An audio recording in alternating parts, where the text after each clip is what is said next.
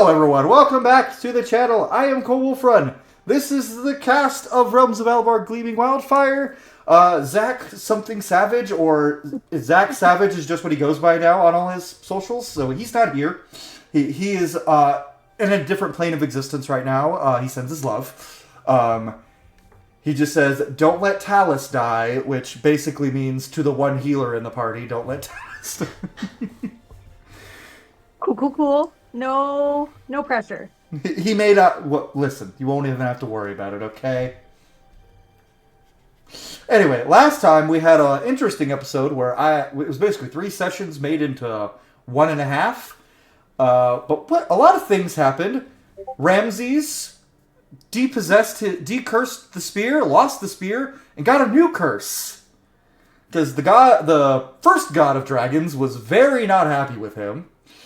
Cryeos decided to defend his homeland instead of his family, and then he had to reforge a seal on a god. Ramses almost murdered him, but Ramses fought through. Oh, and Amaryllis found out that the dragon that's been haunting him forever is also his great-grandfather, and his son is slowly turning into glass. Varvara killed a demon. Her boyfriend almost died, killing said demon. And Syryllis brought back Cryeos' father from the dead. And Thea learned a lot of things, was given some things to do of varying import. And, we're going to start the session before Pyrea or Thea comes back in. Because we have to actually roleplay the rest of the party meeting back up, because, that hasn't happened yet. So, where we left off with, let's say, with Amaryllis and the others, you guys are standing around the war table kind of talking about what you know based on what Rykon said. He's given you, I think I said 4 days, or was it 3 days? 3. 3 days to bend the knee to him and give up Sylvaron to Bahamut. And as you guys are talking about that, the doors open, and in walks very burned and battered-looking Varvara, Grigor, who is carrying Tallus over his shoulder, and Syryllis with Cryeos' parents.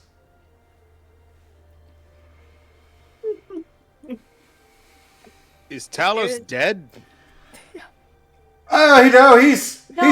He's fine. No, he'll be fine. All right. Maybe. Theoretically. Hopefully. He's just mostly. can't walk right now. I don't know if Tallus there's any guards there, but he'd be like, send for the clerics immediately. on Grigor's shoulder goes, I'm fine. All in a day's work to keep everyone else alive.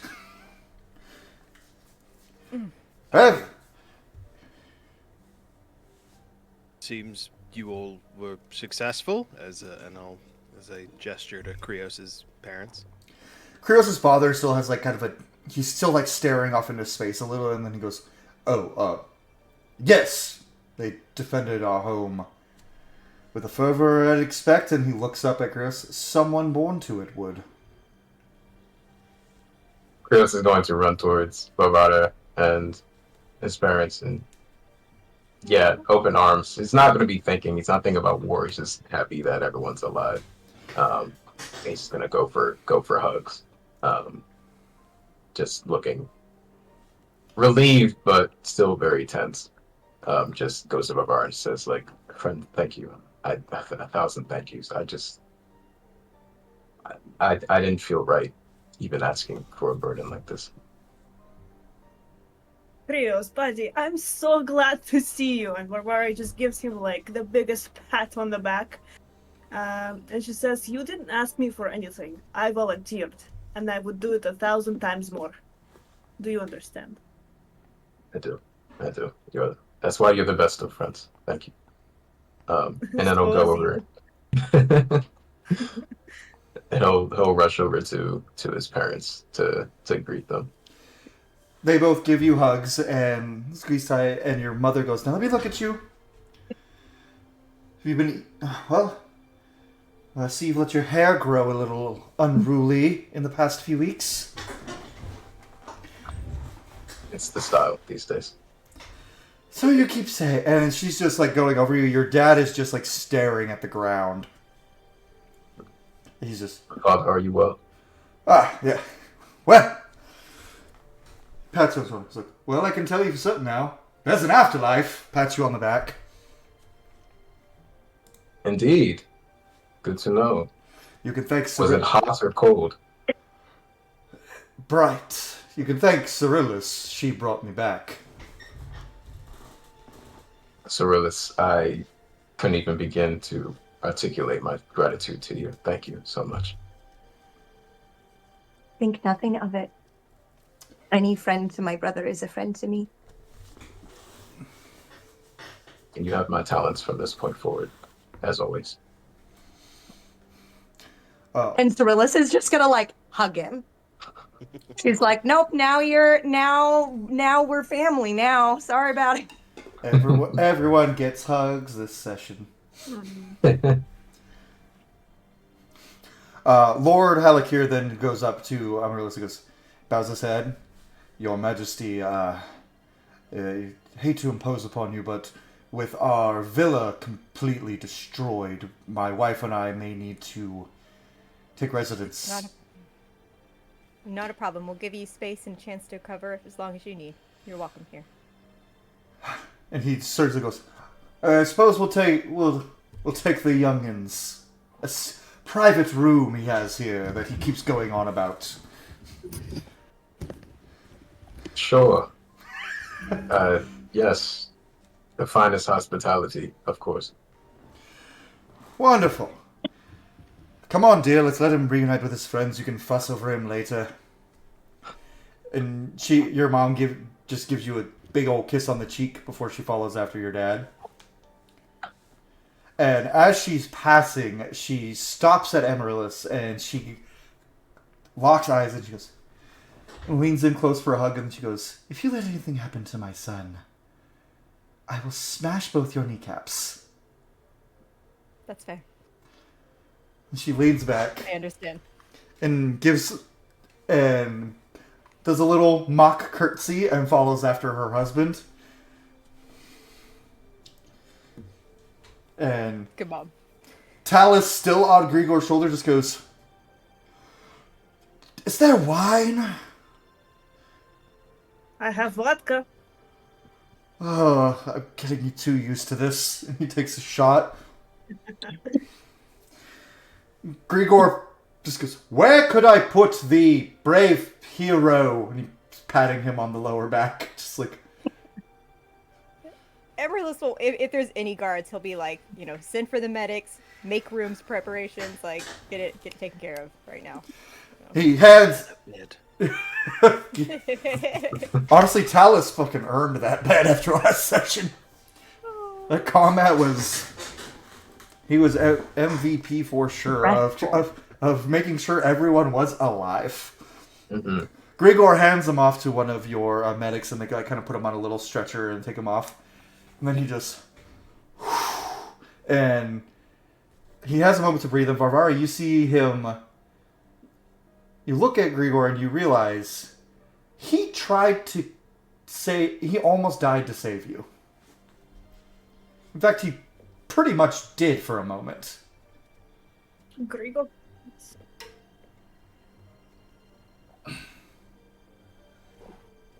Well, we're still in front of everyone. I don't know if Varvara wants to talk about this situation with all the people around them, but she will look at him and just scoff a little bit and go like...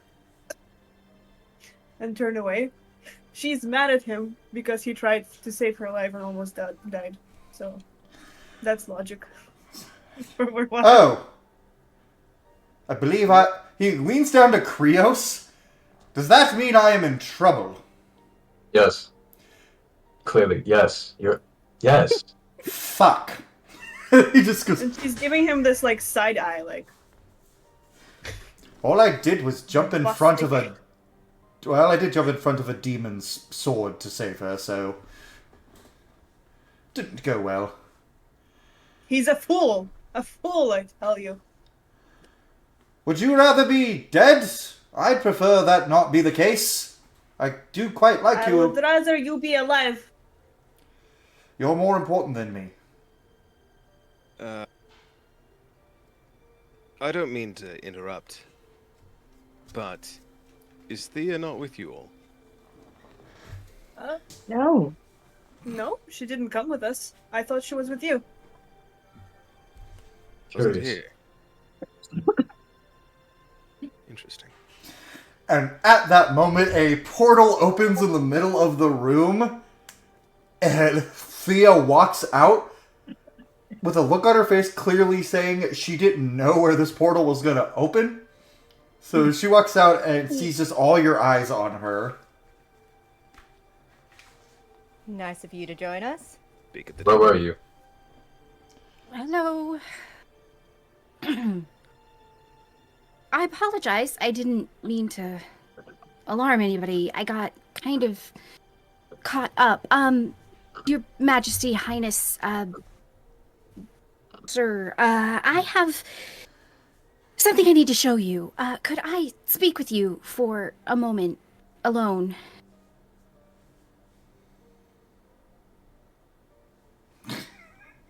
Tim, everybody leave. A little hand. Yo! I didn't expect that to work. Like, let's be real. I expected her to come in and everybody be like, dagger. Anyway. Cryeos will look to Amaryllis and ask, surely something for the king can be shared with an advisor, perhaps? Especially during these trying times. My home was just burned to the ground.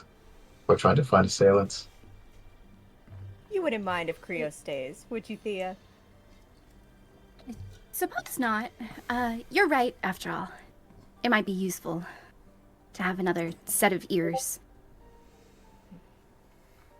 Syryllis is going to make hard eye contact with her brother as she, like, walks out of the room. She's like, okay, And okay. as everyone else leaves the room, Syryllis, you finally see your nephew in the main hall.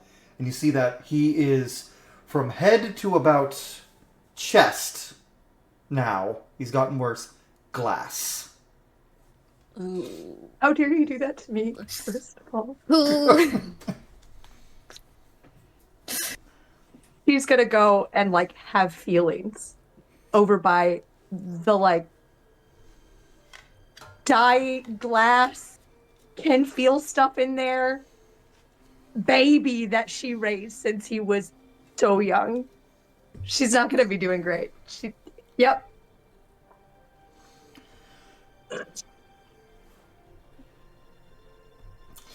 And with the conversation that's about to happen, I imagine... What does everyone want? Obviously, Syryllis. We know what Syryllis is doing. She's having big feelings by her nephew. Varvara, what do you want to do while you wait for Amar? Varvara is going to stay by the doors and just wait and see if anything arises and help is needed in the room. And she's gonna take a look at the statue, or Amaryllis' son, I'm sorry. The statue? It's vaguely familiar. Not wrong. This one looks like Amaryllis. Oh, I think I Wow, kicked... the resemblance is uncanny. I think I kicked that little boy in the shins once. I think I've seen this face before. Syryllis is just sobbing because it's not Amaryllis' face she sees. It's Soraya's.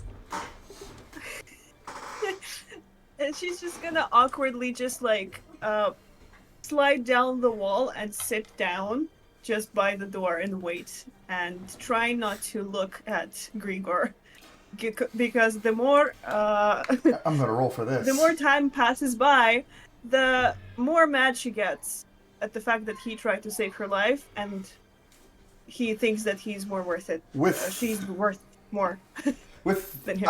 he rolled high enough that he's just going to walk over and he's just going to sit next to you. He goes, I understand you're upset, but you would have done the same thing in my shoes, and you know you would. The difference is, you are far more valuable to everyone than I am. You are valuable to me. And that is the most important thing in my books. And you are the most valuable thing to me. And by that logic, if I'm valuable to you, you should hold the thing I hold in most value just as high. Barbarian brain trying to contemplate that. Barbarian's like, wait. Listen. What's happening? Regardless of oaths or anything, I, as a man, Grigor, am not going to let anything happen to you, Varvara. I don't care what happens to me. Your life is worth... And he leans in close and says, your life is worth more than any life in this building to me. I will keep you safe. Let me speak, Grigor. For the longest time, my father did not want me to be the Queen of Argos just because I'm a woman.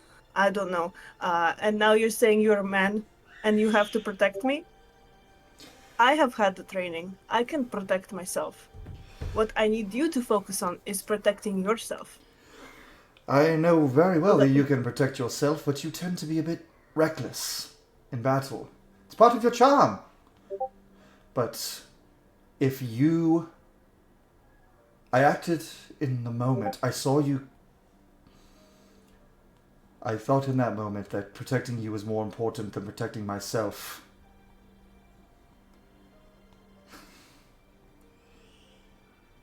Because, look, you light up a room anywhere you go. Everyone's always happy to see Varvara.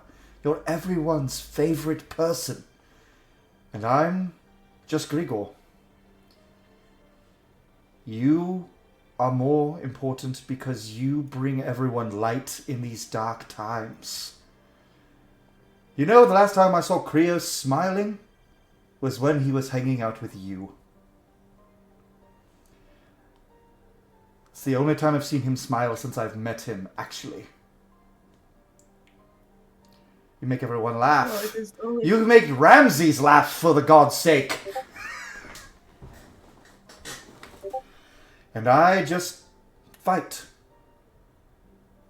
That's all I'm good for. It's all I've ever been good for. Well, you know better. I know better than anyone that you are not only good for that. And probably a lot of our people in the party would be able to tell you that too, because we're not very quiet. But I still feel bad Cryeos got...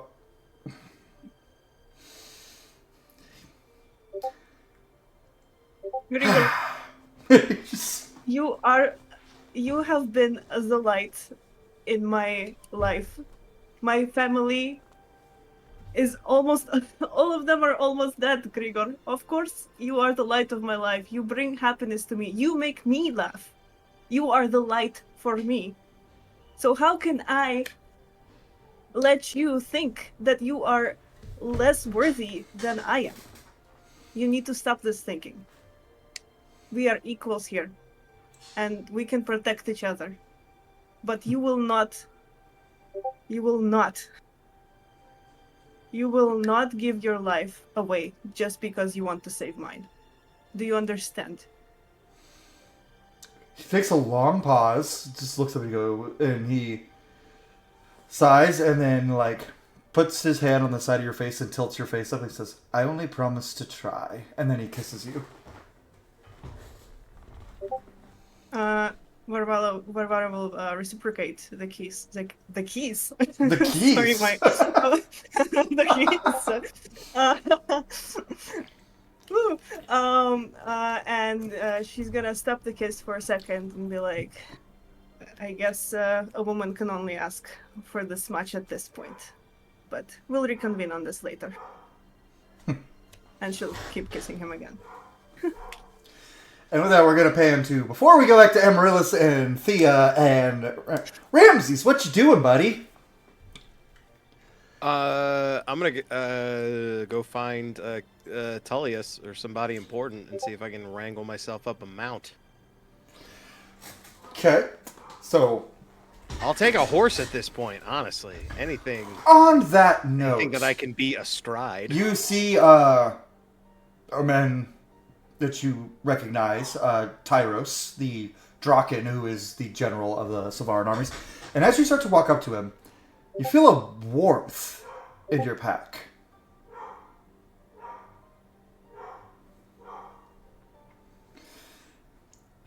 The egg is glowing, which you know is in the final stages. It is soon to hatch. Which you know only happens when it's... With this kind of guard, dragon specifically made for this, it trusts the person carrying it, whether that be its parent or its future rider. Which I know, for Ramses, is not necessarily the best news.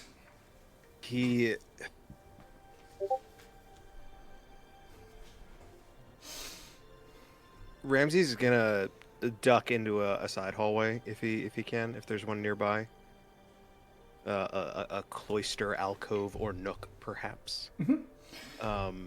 There's lots of trees and lots of... Like, this whole palace is basically made of, like, extremely durable wood. Hell yeah. So... duck into a side corner and lift the egg out and hold it in Draconic. Ramses looks at the egg and he just says, I don't know what it is that you see in me, but I am not ready.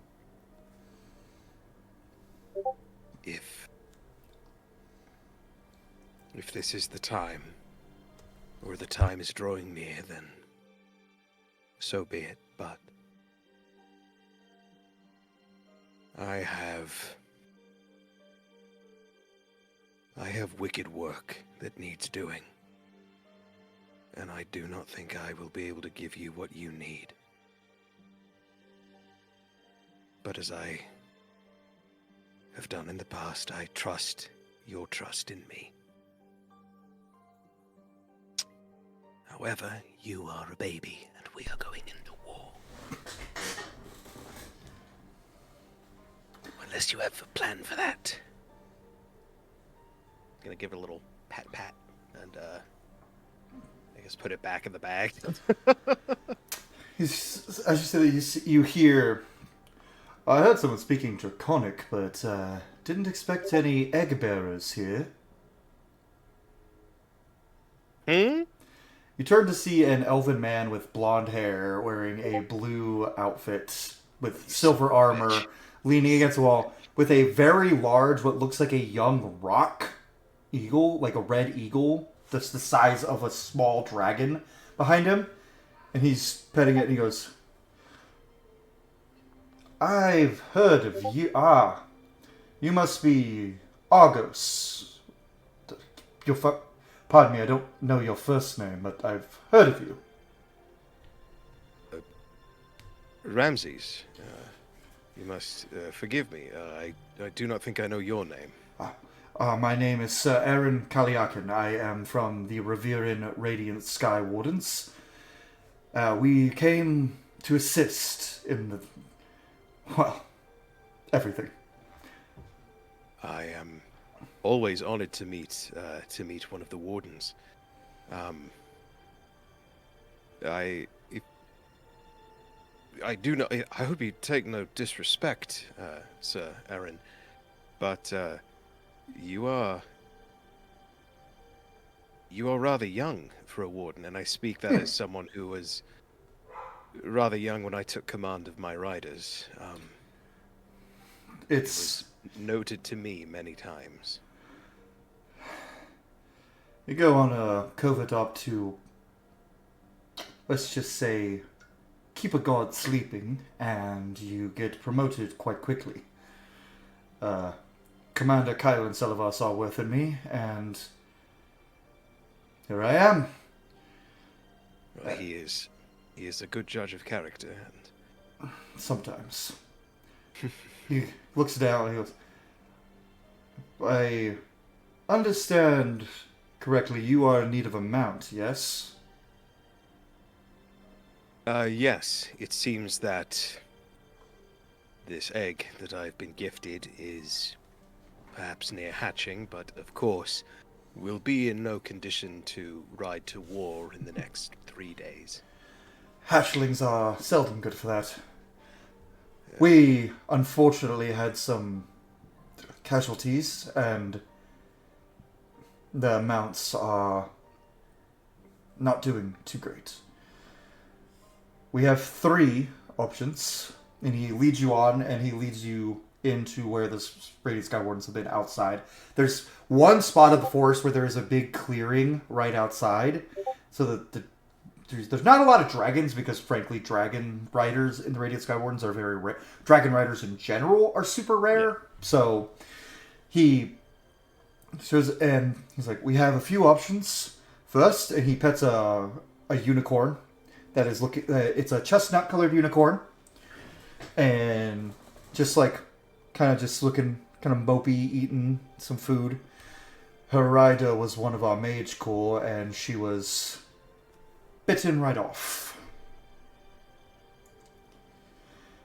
She's a young unicorn, still, I think maybe 4 years old.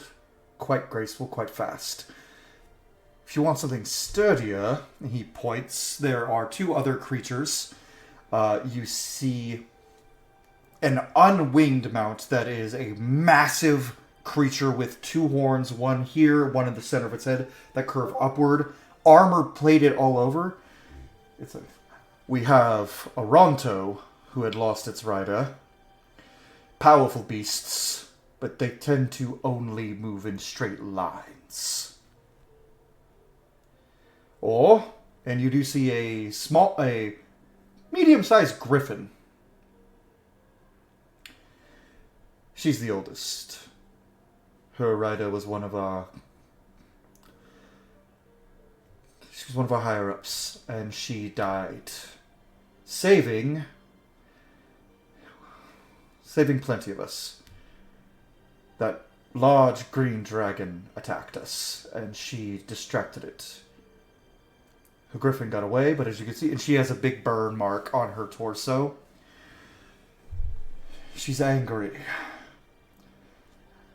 We'd rather not let them go riderless if we can avoid, as they are accustomed to it.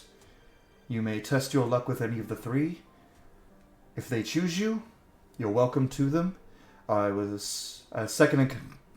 And he kind of realizes what he's about to say. Second in command of this platoon. You have my blessing.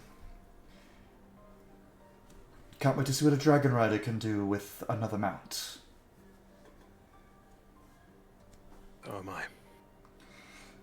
I'll leave you to it, and then he whistles. He goes, Loft! As the little red winged creature named Loft flies down, and he climbs on her back. Climbs onto Loft's wings? Yeah. Wait, is that a reference to something? I'm a little... What are you talking about? What are you talking about? I'm talking about casting Bless on myself. For these animal handling checks? Yes. And Ramses is drawn to he feels drawn to the griffin first, so he'll walk over there. And just kind of hold his hand out to the griffin. Okay, give me an animal handling check. A D20?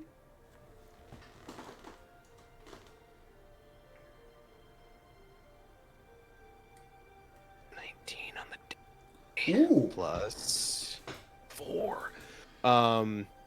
So that is... You motherfucker. That's 30. You motherfucker. I'm proficient in animal handling. That's why I made the DC of the Griffin really high. So the other two were a lot lower. So the Griffin kind of sees you, and her patterns are not like what you are used to seeing Griffins. You usually see the white eagle. She has what looks like a brown hawk's head and talons. She's a little bit smaller than a huge Griffin, and her body doesn't look to be specifically a lion. It looks like she has a leopard's backside. And she kind of approaches you cautiously, gives her hand, gives you a little sniff, and this is a little bit different for you because with dragons, they can speak telepathically once they hit adolescence. So you are used to being able to talk with your mounts, but she leans in and just kind of looks at you, and she just kind of nuzzles your hand, and you have succeeded your animal handling check to befriend her because the DC was 23 and you got a fucking 30. You have started the path of getting her to ride you. It might take a little bit over these next 3 days, a little bit of warming up, but she is now warmed up to you. As she's kind of approaching and getting used to me, Ramses will just start talking so she gets used to the sound of his voice. And he just says, when I was young, I was smaller than most of my kin, and I didn't know until later in life that it would do me well as a rider. And I hear that someone has taken something from you, and you are angry. So am I.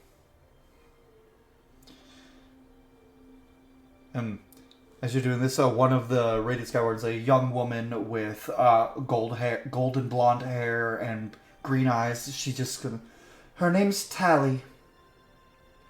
Tally. I'm Ramses. And I think we will fly together. And with that, we're gonna pan to Syryllis panicking on the ground. And I'm going to make a little roll just to check something. As you're sitting there, subtly warning your nephew. She's not on the ground. She'll be standing. She'll be standing? Okay. She wouldn't be able to stop. She has to be as close to seeing him as possible. And on the ground, she can't see him. Right. Yeah, that's her baby. As you're looking him in the face, his new glass face, you, and only because I rolled this, in your mind feel a little whisper. I need a perception check.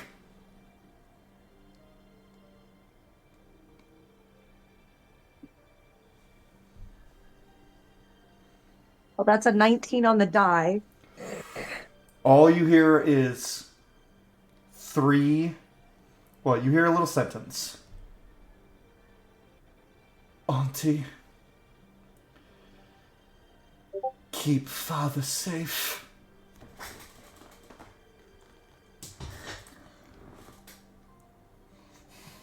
I rolled a percentile die and got a 99, so... I am unwell.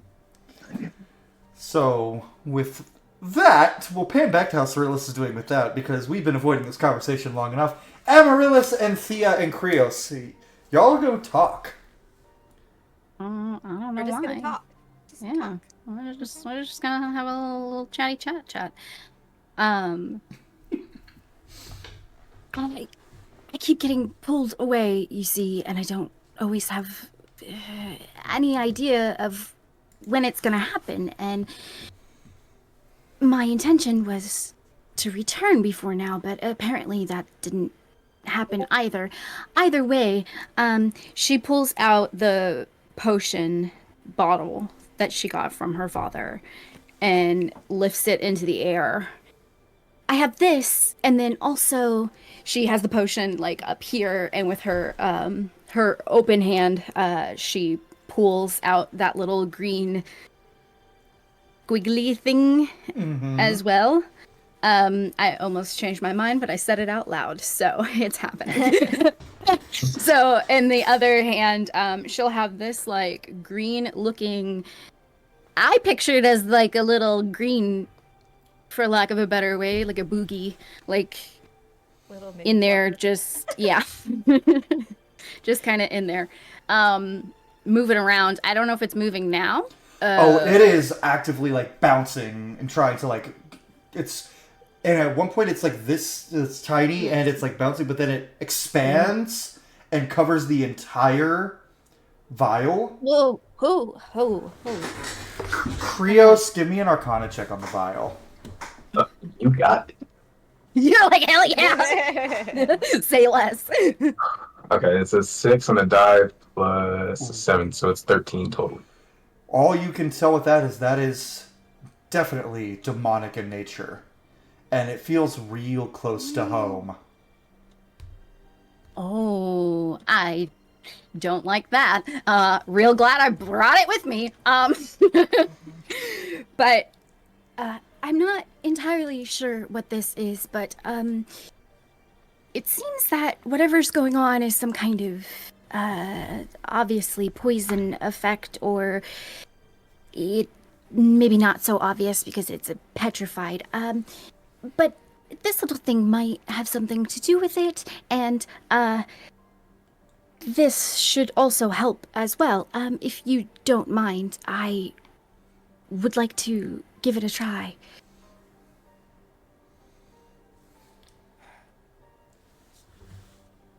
So you're referring to my son's petrification. Okay. I wasn't sure where you were going with this. Oh, sorry. What I should have been a exactly little... What exactly is this potion, and how is it different from the first one you gave me? From my limited understanding, I just know that it won't make things go boom. I'm... And it's been tested? Yes. And this is the better version. At least that's what I'm told. What was it tested on? A cousin of sorts. Somebody related, but not a cousin, like blood related, but somebody that you are familiar with. You know how you have friends and they're just around all the time, and then they are called your cousin. And Yeah. yes. Amaryllis gives like the biggest sigh, and like he's gonna cast Mage Hand then, just for flair, to go over, and it locks the door. Just as a I don't have time for this Major. or that. Just speak plainly. Yeah, Do you please wanna- hold up your hand. Which one? Put the bottles down for a moment. Just hold up your hand, please. I'd rather not. Okay. Cryeos is gonna cast Zone of Truth on Thea. Oh! Okay, what is the save? The save is a 17 charisma save. All right, Thea, roll the save. Message me and Cary if you failed, but do not say it aloud or passed. Oh, Because Okay, cool. only I and Cary will know intrinsically. Because he Okay, will... cool. So I got a thing that I think it doesn't matter if I roll or not. So I have a ring of mind shielding. Mhm.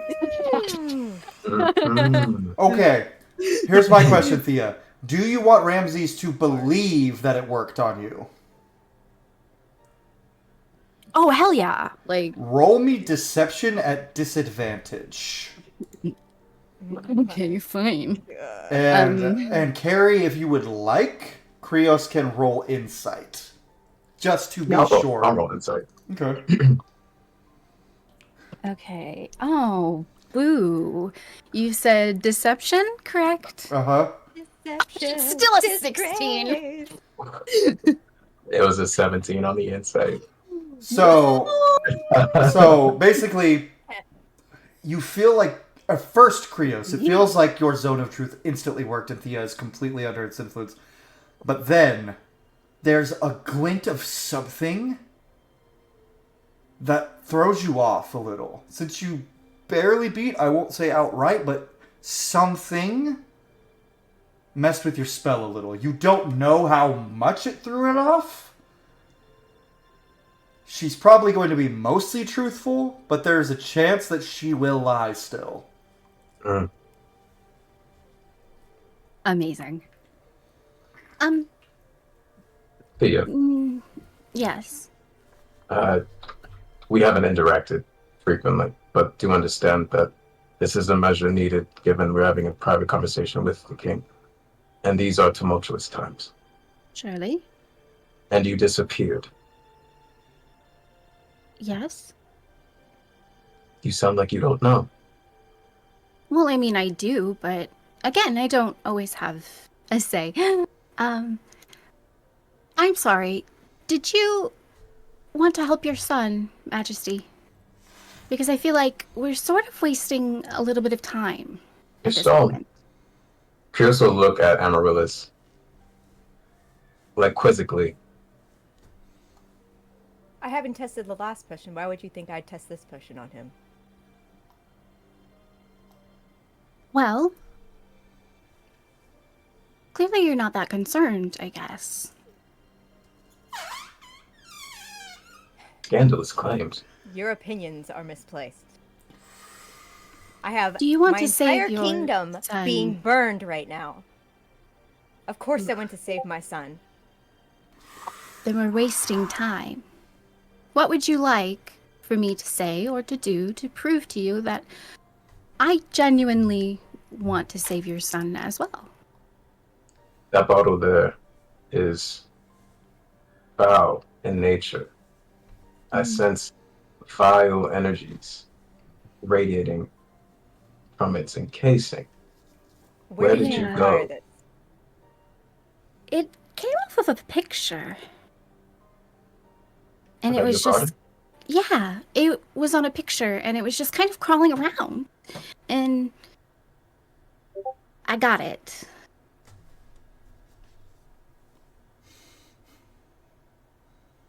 My king, Want this? You seem to know more about it than I do. I would rather not touch it with my bare hands. Oh. Where did you get this? Well, it's in a bottle. I do know how bottles work, Thea. I do.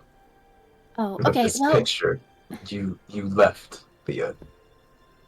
Where Yes. did you go? I went home. Cryeos will look to Amaryllis. She went home? Huh. Where'd you go with the rest? Well, again, Why I did don't... you lie? I didn't mean to lie. I just didn't know that's what was gonna happen. So you accidentally lied? Good way to put it. She puts the little squiggly bottle back in her bag and still has the potion out. I will not Again. be testing that on my son. Until All right. I see it in person. Sure. Cure someone else. His wife, then? And Rose Unless- does waver at that. Unless you know someone else. I don't know anyone. Amaryllis, you hear Raikon in your head. It's like, oh yes, you'd burn the world for him, but you won't sacrifice his pretty wife. On the off chance it works. And if it does work, won't he be so elated to have his wife back? Or are you scared it will work and you'll have wasted a chance to save your son? Before I kill him. Mother.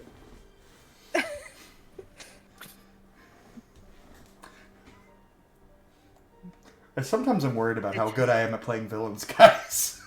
That's real good. Love it. Oh! Again, if you tell me what you would like to hear, I You guess give me a for... minute. You will give me a moment. Sure. And if this doesn't work, I will hold you accountable. I assumed so.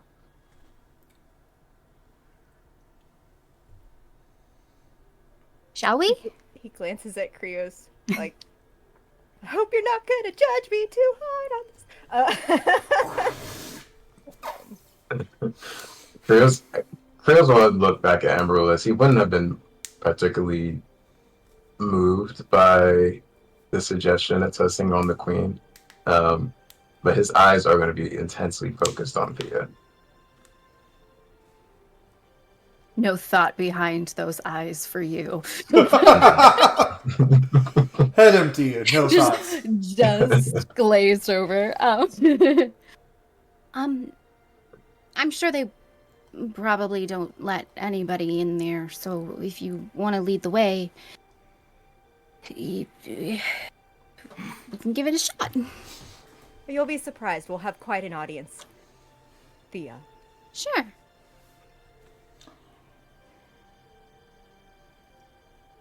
And she'll nod He's her already head like he's already been not under good judgment too with everything, so I think he's gonna do it. Okay. He's gonna do it. You guys lead out. You open the door. Varvara, the door opens quickly. Grigor stops it from hitting you in the face, but you guys see Amaryllis, Thea, and Cryeos marching towards the prince, or to the king, because he's the king. Thea's face drops as they're walking out of the room for just a second before it lifts back up again. Oh. Syryllis, you just see Amaryllis heading right for you, the two of you.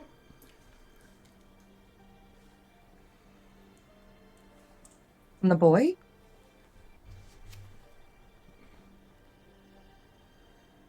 This is for his wife. I can't even remember the name I gave to his wife. Syryllis is going to visibly relax. What did I name She her? Oh. is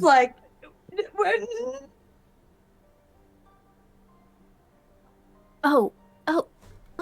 This is the first time we've seen the prince turning to glass. He's right?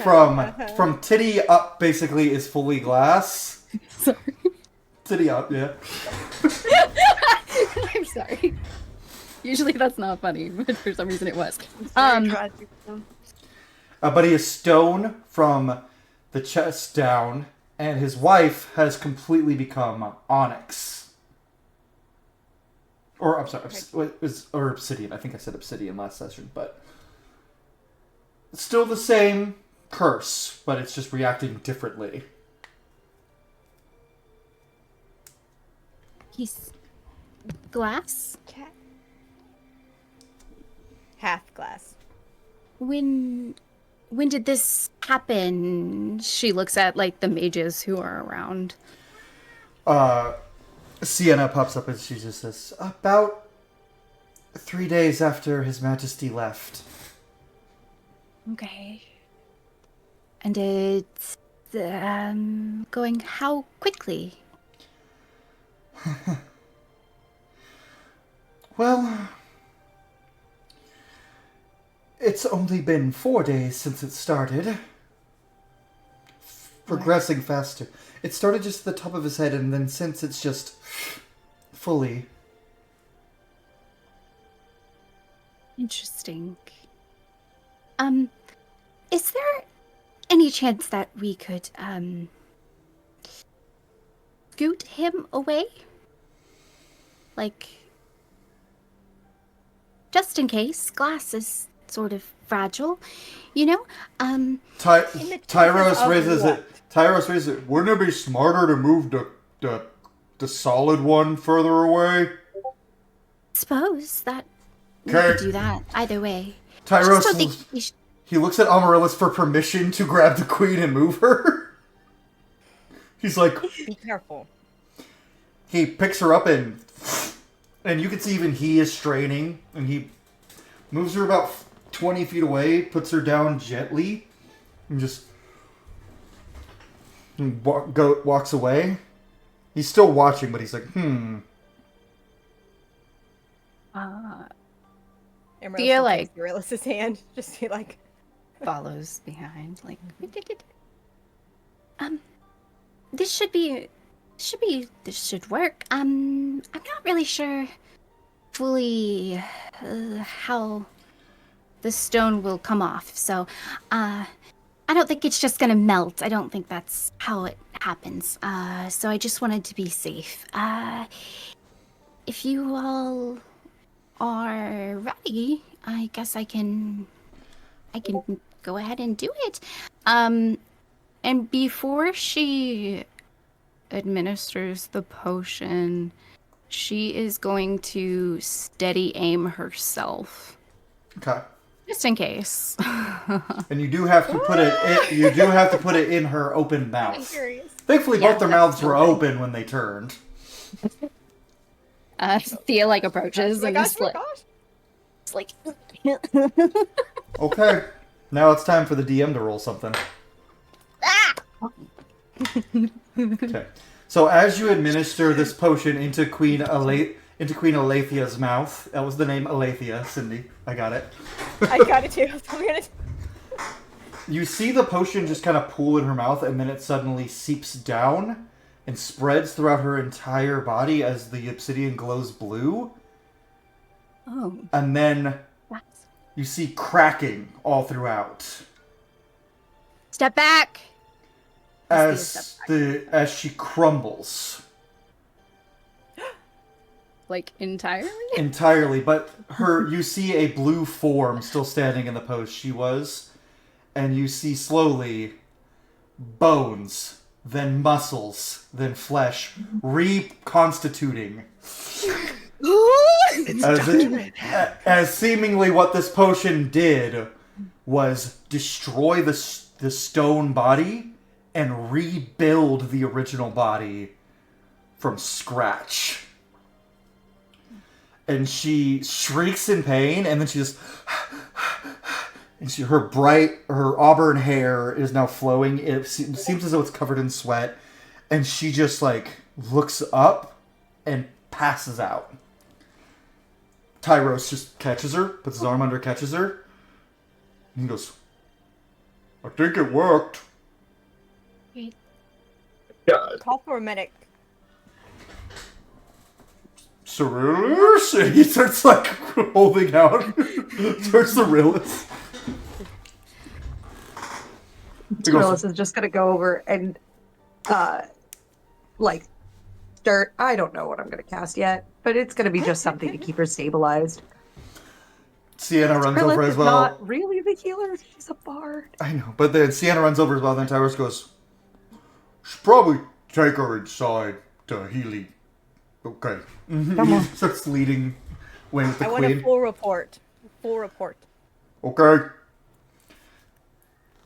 And Tyros goes inside with the queen, which technically by the law of Sylvaron now makes Amaryllis king regent, no longer king. Because the actual queen is alive and not petrified, so Amaryllis is the regent now.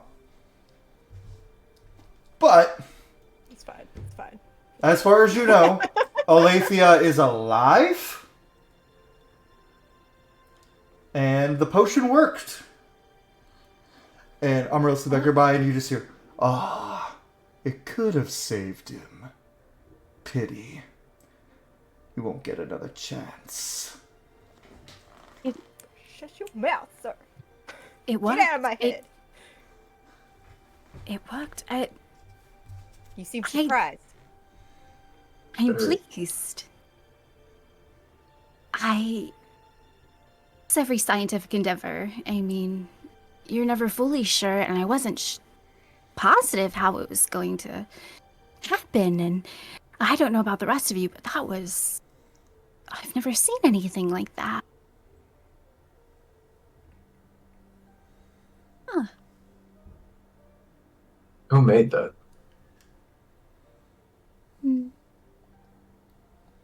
Somebody very smart, A name. and he's trying very hard.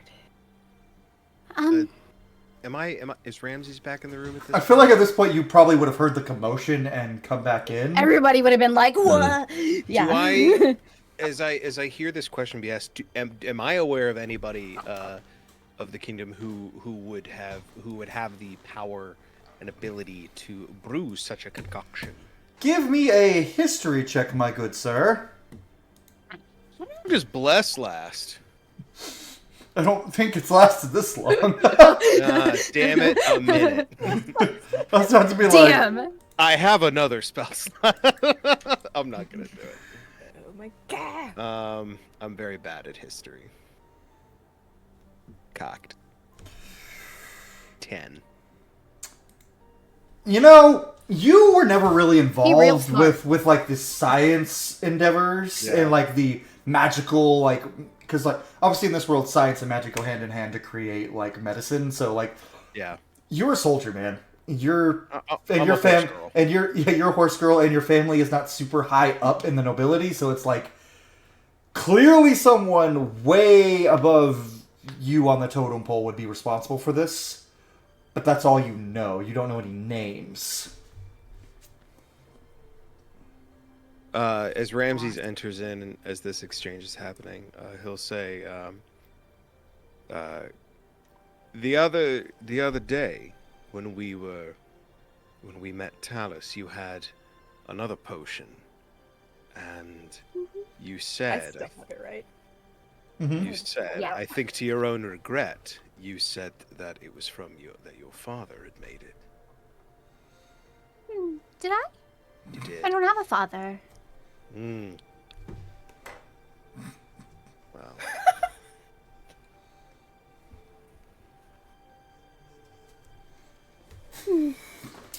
In this moment,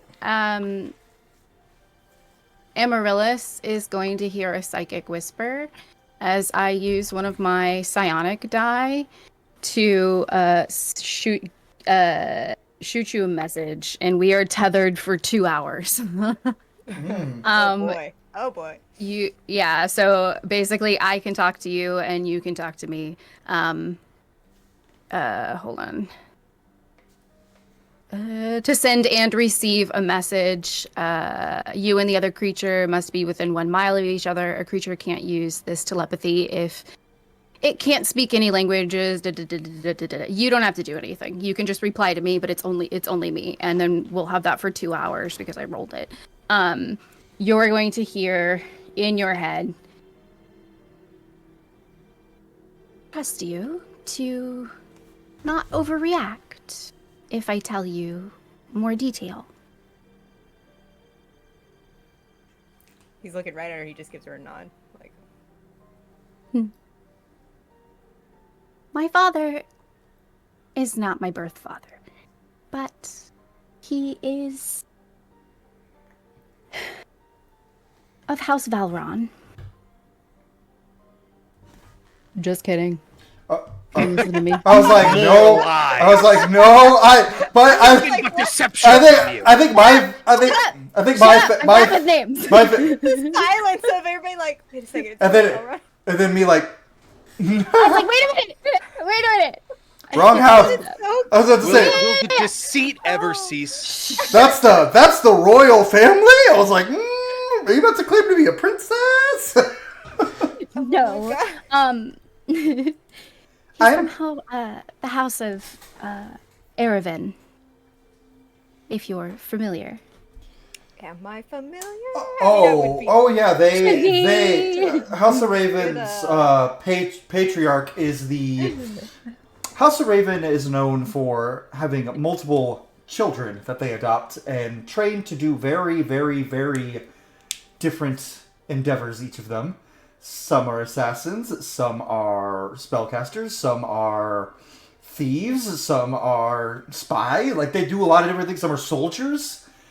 And you know he is directly responsible for creating the special type of fire that was used in the war against you guys. Christ. He's basically a science at all costs kind of man. Her dad's Oppenheimer. Kinda. Listen. I could have gone Oppenheimer or Shao Tucker, and I think we're all happy I went Oppenheimer. Would I know his name? Like, would I know his or anything about him just from You, that little bit, or do I just know? you just know the head of House of. They keep him. He does not leave the capital. He is well protected Was that said just to Syryllis or Amaryllis through Yeah. Oland? Yes. Interesting. Until she feels more safe. Because this can go very badly. Very quickly. Yeah. So he's gonna reply back, just being like, "So this is where you run to in the wee of the night." Not always. I mean, I've been around. I'm just very quiet and often invisible. He's gonna note that. You see, Delgor has a vested interest in all of this. A very personal one at the moment. So, if you believe that I can get another potion, I would like to contact him again and have him get started on another one. I would encourage that. The sooner I Beautiful. can thank him.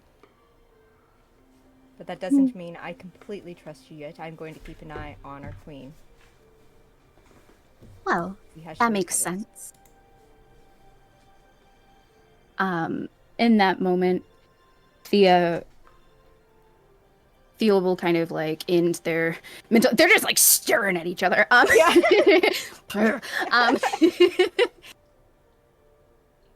Please at least trust me in knowing that family is also very important to me, and though I am not blood related, I consider them as my blood family.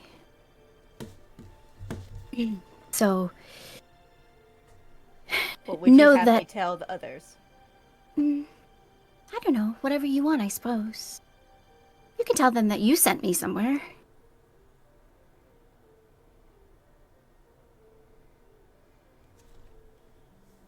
I don't know all the details. This is the last bit of honesty I'll give you at the moment because I don't fully understand the whole situation. But I've never seen my father so scattered. And that slightly concerning, but also very good for his motivation. He is earnest in wanting to fix whatever is wrong.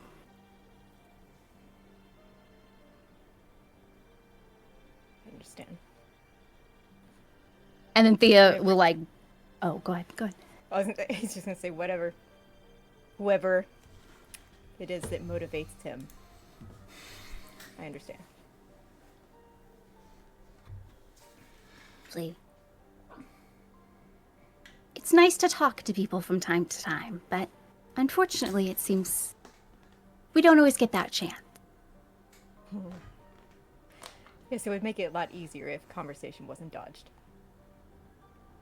Oh, well, I'm being truthful now. So, How convenient. Yes. Thank you, Thea. I can't believe it worked. It's fantastic. And she's gonna pull out her notebook and start like jotting down things in her notebook, just completely engrossed in her notes now. Hey guys.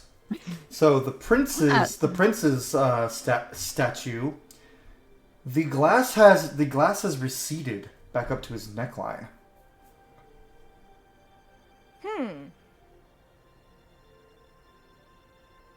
Thea He's back to stone.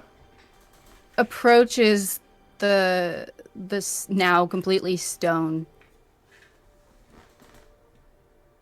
See that, or am I seeing things? Is it reacting at all again to me being next to it with that thing in my bag? With the thing in your bag? The thing in your bag is actually trying to get to everyone else around. It's ignoring the king, the petrified king. Still Okay. alive, though? It's wiggling around in the bottle. I can feel it in my bag moving around. Could I possibly make an insight check to see if I can, detect that Thea is focusing, is not really in the moment, but it's sort of bigger picture right now. Sure. And Thea, roll the appropriate responses for you. Roll the appropriate, whatever you think is appropriate.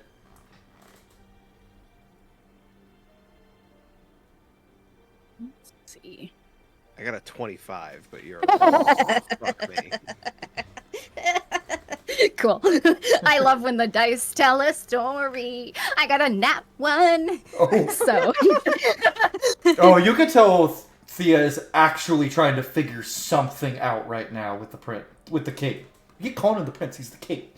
Yeah. Yeah. You'll see her expression change. Like, like in anime when they like lift up their glasses and the eyes are dark. Yeah. Like you will see a shift of like that bright attempt of what I try and play her as. I think pointedly so that Thea notices him, but Ramses is staring at Thea like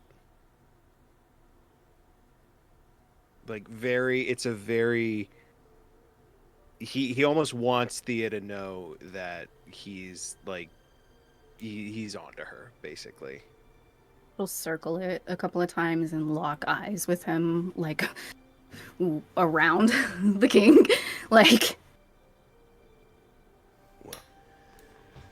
As you're all oh, no, go ahead. No, go. That's all she does. Yeah, seems like something important's about to happen. No, go ahead. What are you gonna do, Ramses? No, if something's about to happen, then I'm not gonna do it. No, go ahead. No. Go ahead. I got nowhere to be. Do your thing. I'm asking you. I'm not going to do my thing. Do your thing. I don't want to interrupt my dungeon master. Do it. Who shoots You're first? not interrupting me. You don't rollies. We'll rollies for it. Okay. Please. Yeah. Wait, what do we roll? Like, is it High number goes first. Okay. Well, I got a 10. You got a 5. You go first. 5. Did you though? Ramses will say this. I'm very happy for this success. I have a griffin to begin working with. As you say that, you guys hear one of the stained glass windows in this, like, shatter. And Thea, you see as scraping the side of your cheek, a spear flies and grazes the king's petrified cheek as well, chipping the glass. And a spear flies past and lands behind. And you just hear from say, "Oh, hey guys. I might need your attention. If you want to come outside." And there is actually a mark in your son's, like, it's a almost kind of a gash in his cheek now. Does it have the green? Sorry. No. Okay. And you hear just the nonchalant voice, like, "Y'all might want to come outside." If you look through the stained glass window, you see a man perched on a dragon. And he flies towards the front, like the area. Oh no. Where Ramses, you know exactly where he's landing, so. I'll grab that spear. It's a very well made silver lance. Specially made for killing humanoids. And as you pick it up, it actually phases from existence in your hand. That is the second spear that has disappeared from in front of me today. Which is not a lot. I forgot this is still the same day, too. The same day. Oh no. So you guys are all still pretty wounded and like, but Grigor stands up and goes, "Varvara, we should probably."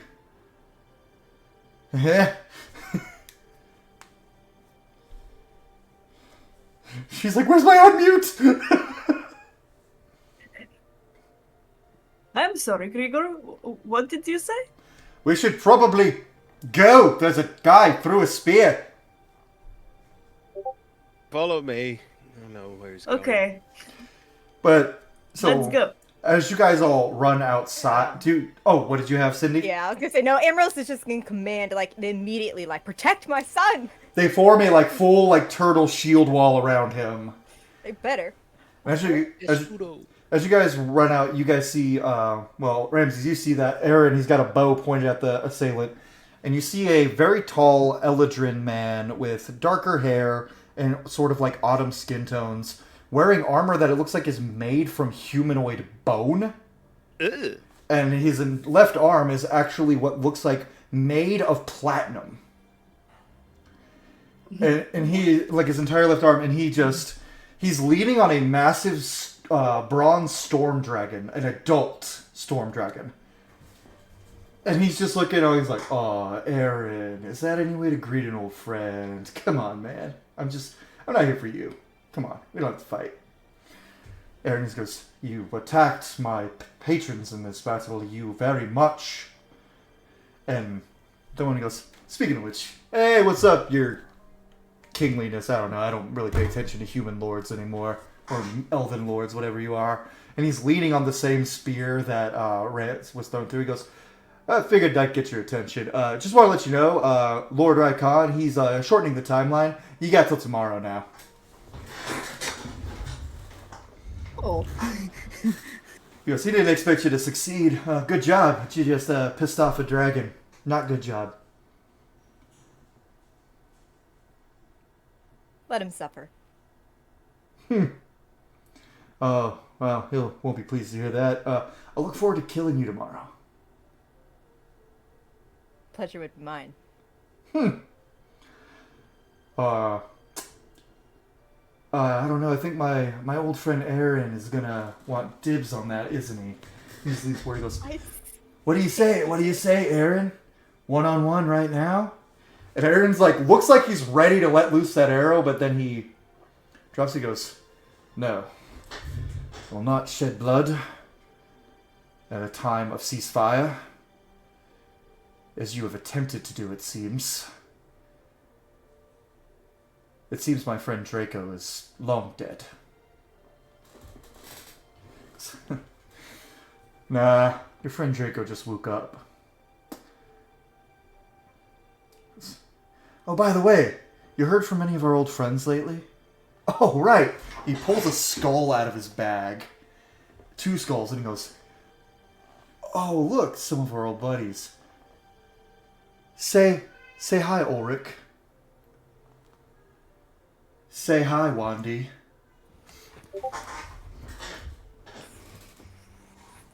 Oh! I'm not even on mute. Sorry. He just It's not Wandy, it's Wandy. he throws the skulls at Yeah. Aaron's feet and just goes, "Figured you'd want to be reunited."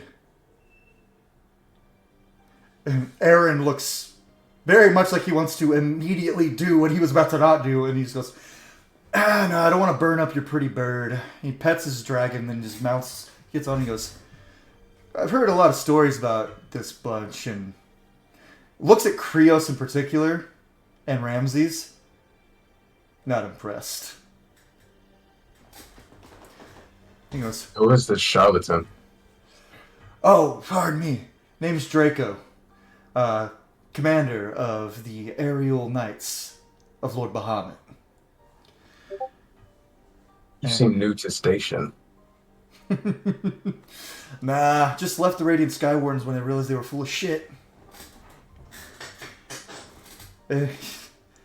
He looks at Aaron and says, "Hey, maybe you should tell them why Bahamut went crazy.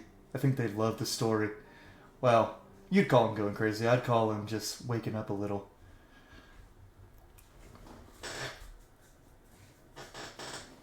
We had heard of you as well. And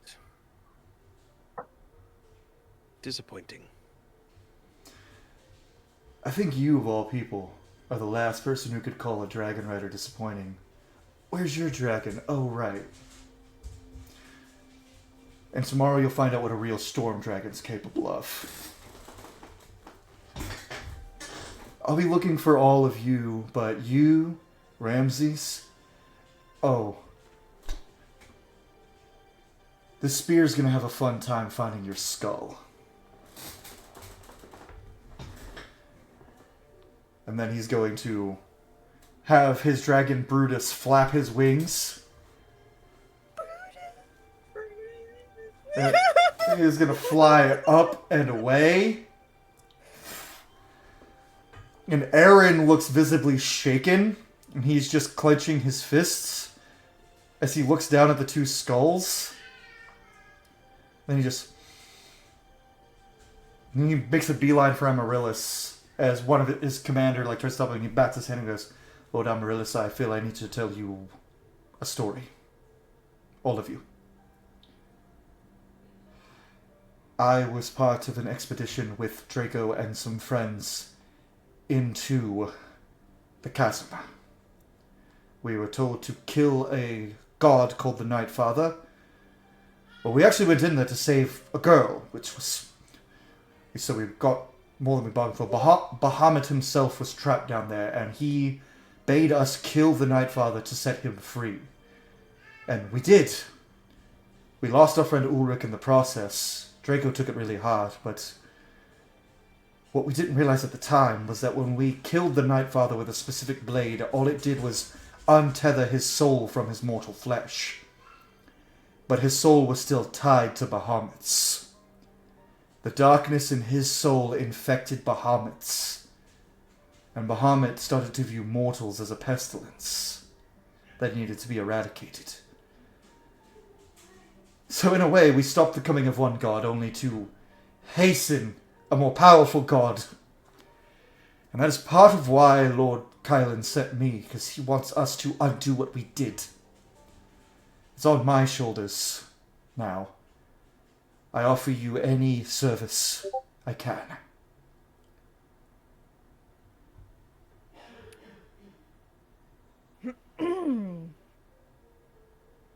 If you're willingly volunteering,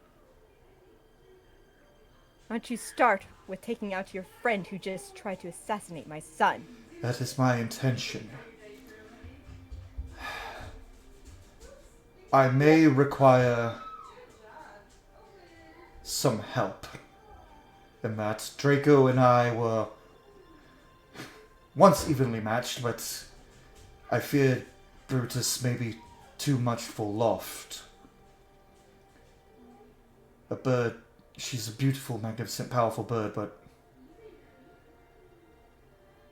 I am not dumb enough to think that I can take him alone. Well, I don't harbor dragons here. Well, we have plenty of griffins. He kind of looks at Ramses. Seems you have some work to do. Much less time to do it in than I thought. And for everyone who wants to see that story unfold, go watch Shadow of the Castle on the You're a monster! Listen, it was either kill Wanda or kill Helia, and I think... I was very upset. I was like, excuse me. And All you wanted to do is make glass! Draco tried to recruit him, and it didn't go well. So, and with that big lore drop, we're going to take our break, everybody. And next, when we come back, preparing for a big battle. And everyone's going to get to take a long rest. Yay! Good. Because I was sitting there hoping, just like, please none of you attack him right now, you will all die. But It'll anyway. be fine, I don't know what you mean. Well, Thea might be, but anyway, guys, we'll see y'all after the break. We are back, everyone. Welcome back. We took our little break, and now it's time for everyone to totally be absolutely okay. Nothing bad's going to happen on these long rests at all. Does anyone want to do anything? I know, Ramses, what you're going to want to do is go talk to that, go talk to your little griffin friend, and try to tame the griffin a little bit. I imagine Amaryllis and Syryllis, y'all are both going to your daughter-in-law / niece-in-law's side. Check on the queenie. Check on the queenie. So, Varvara, as you're standing there with Grigor watching Draco fly away, Grigor goes, do you also really want to smash his face in? Oh, you know it, Grigor. I've been dreaming about this since the first time I saw his eyes. I have a logistical question. Can you rage in the middle of being thrown? Because I can throw you when you're small. You could grow big as you're being thrown and then hit someone. I think that is very possible, and that would be really hot. Cryeos is standing 3 feet away. She's like, Which for Cryeos, that's like Hey. your sister talking to her boyfriend, like right next to you, and you're like, Yeah, I've already seen this man's member, and it's just like, alright. You guys. Gregor goes, once again, I apologize for that. He goes, oh. Talk about that later, but so he just goes, so my wife sent me something funny. She was responding to a conversation we were having off screen, and she said, I'm the token straight when we all go to Red Fair. Which is true. Remy is the token straight usually, but Gregor just kind of looks and goes, well, perhaps we should rest as we both are tired.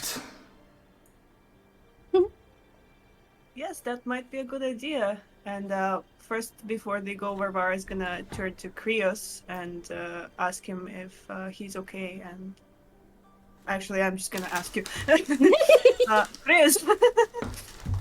Hey, Cryeos, buddy, what are you gonna do? Are you gonna go rest? You look tired. Cryeos will, yeah, definitely look disheveled at this point. The facade of having things put together, like coming back from what they were doing with Amaryllis and Ramses to seeing that his parents are okay and like seeing the queen get revived in some way, shape, or form. He's broken down and he's just gonna be very sullen. He's gonna be like, I'm gonna go to the estate. I'm gonna see the damage. Well, I'm going to come with you because in this state, I don't think I can let you go alone. And she'll turn to Gregor and tell him, you go to bed. I will be back just in a blink of an eye. Get ready. Get ready. He goes, right, and this time be sure Cryeos is not with you when you open the door. Apologies for that, Cryeos. I did not intend for that and never wanted to happen again. Gregor, I've looked in the faces of gods and devils alike. Your penis is the least of my worries. Ah, good to know.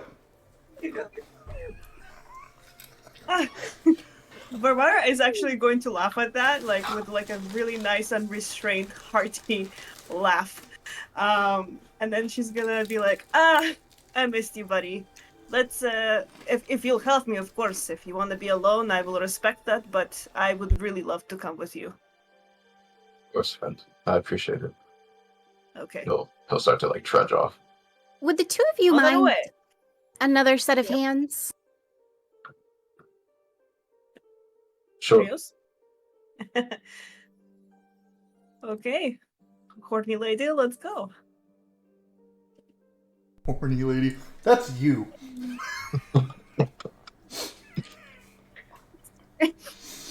Hey, I've been obsessed with pirate books recently, and like, Well, now I know it's true, because pirate books are the smuttiest of the smut. Oh.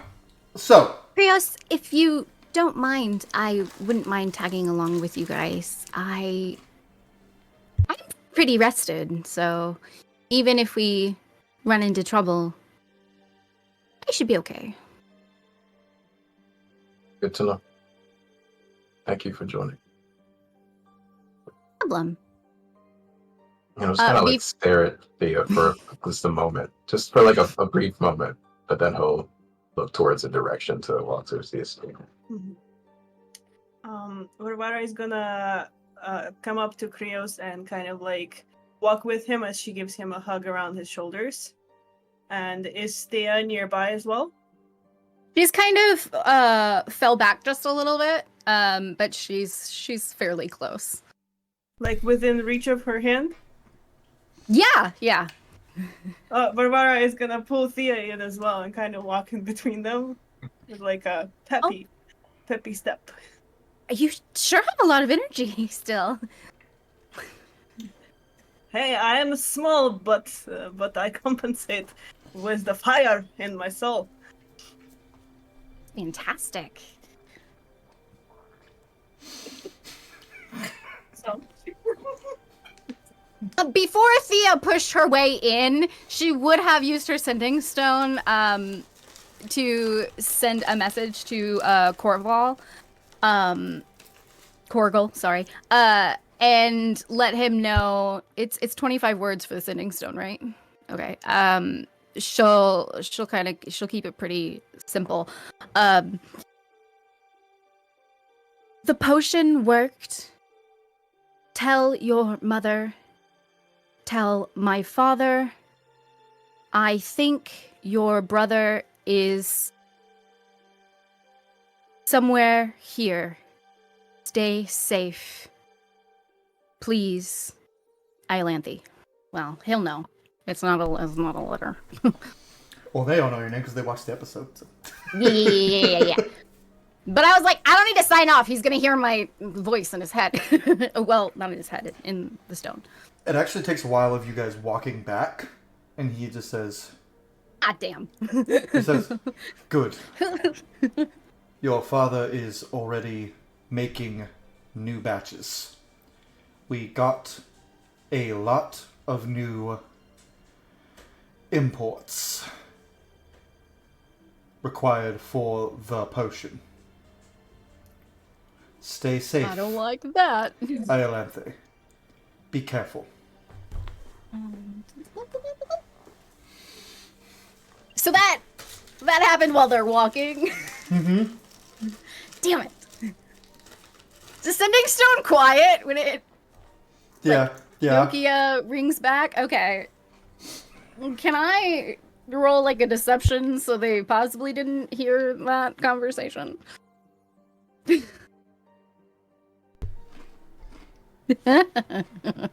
It's fine. All of you just are gonna get all of my secrets. That's a 3 on the die. Sophia tries to talk over it, but the sending stone is so loud. And you clearly hear Prince Corgal's voice as the other end of the sending stone. Cryeos. Technically it's a 15, but Not the have at it. We're still walking like this, don't forget. not the prince accused of murder, but his older brother, the heir. Yeah. And So glad you heard the name. Don't. You heard Iolanthe used. It's safe, Iolanthe. Iolanthe. I think. Wrong number, I guess. Were we supposed to hear that? You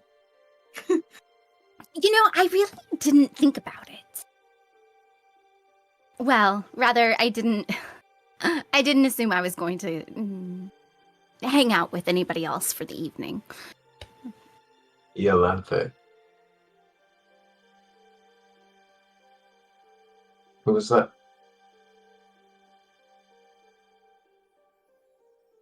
Hold on.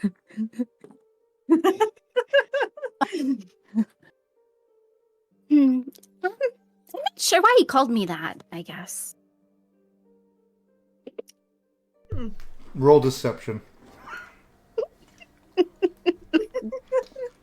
Cryeos, roll insight. Oh my god!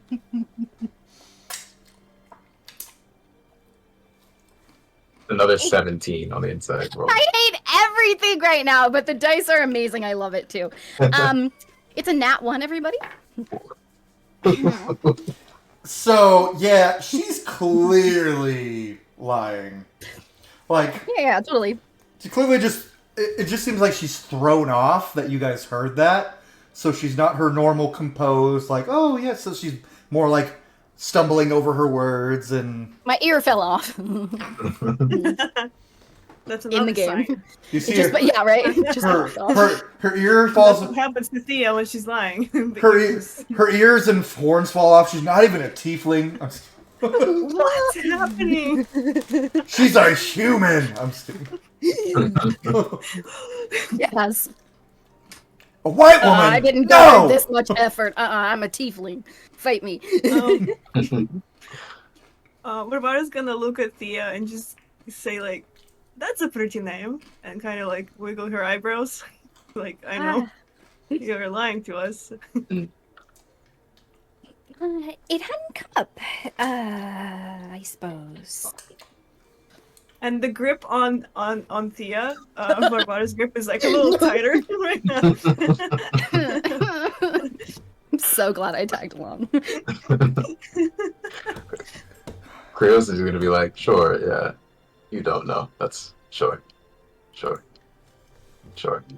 He's not gonna look at Thea, he's gonna keep walking towards the house. Like, he's done. Like, he's done for the day. He's like, whatever, dude. Keep your secrets. But definitely aware that you just lied to him again. Oh man. Varvara's gonna keep walking, just be like, you know, Thea, I like you. I think we could be really good friends. As long as you share a cup with me, maybe some secrets. You know? What sort of secrets? I don't know, you seem like a person who has a lot of secrets, and very interesting ones, so I would like to hear them. What do you think, Cryeos? I'm all for sharing secrets. See, we're friends here. We're good buds. Care to share at least one? Oh, I can tell you guys are very close.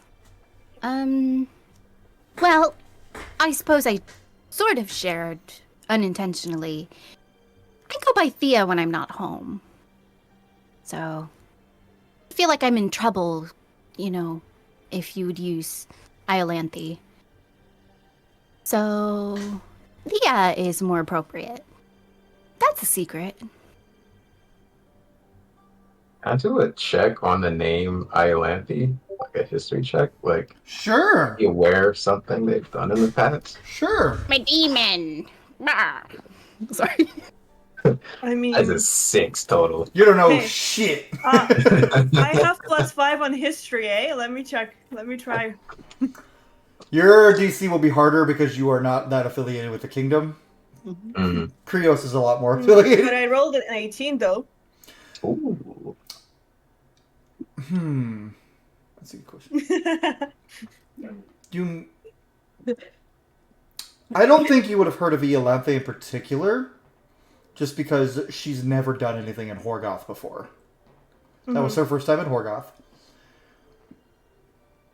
But you do remember hearing about a tiefling noble who schmoozed a court once and then disappeared after someone mysteriously died.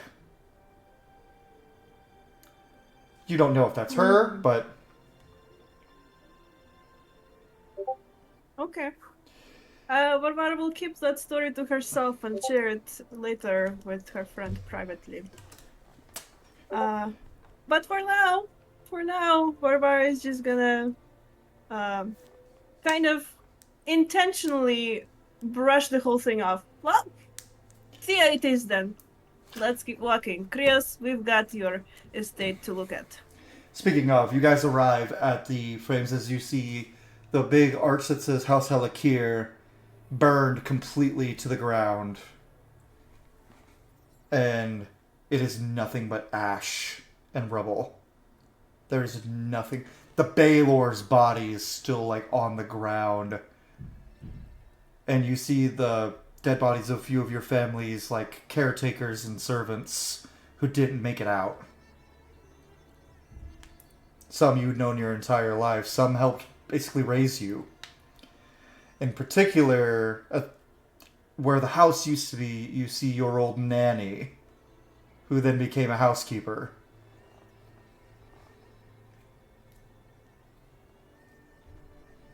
Cryeos is just gonna be like a zombie walking through the ashes and rubble. Like, as he's like seeing one person kind of like straight about, he's gonna be like drawn to it, but then his eyes probably gonna catch another, and so be drawn to that, and it's just like a lot of whiplash as he's not only seeing the people that he grew up with done, but the home as well to ash. So he doesn't really have direction, but he's just kind of like waddling through, taking it all in.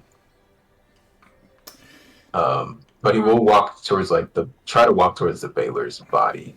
But do you want to take like an Arcana check or just sort of like maybe insight? I was trying to see if there's like any sort of scrap of any kind of clue or remnants from the battle before. Investigation, my good sir. That makes way more sense. Okay. That is a 7 total.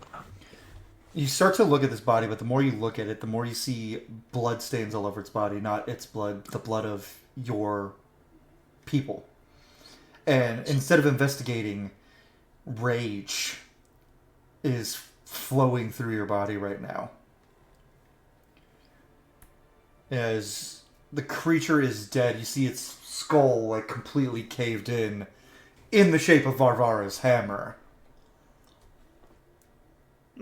And it's dead. But one servant of Tyrax, not even the demon himself, was able to do all of this with your father and mother here. Because all of the servants died before Varvara and the others arrived. They were dead for quite a bit. You see signs of the battlefield. It looks like your father was fighting this thing one-on-one, holding it off for quite a while.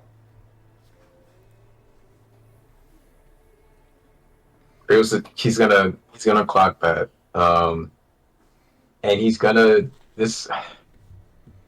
feel a lot of grief, and he's still gonna try and like mask it, but at this point he's at the breaking point.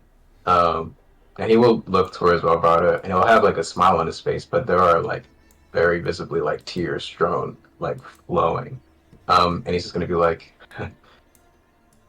"You swung good with that axe." And he's just gonna like fall to his knees and start sobbing.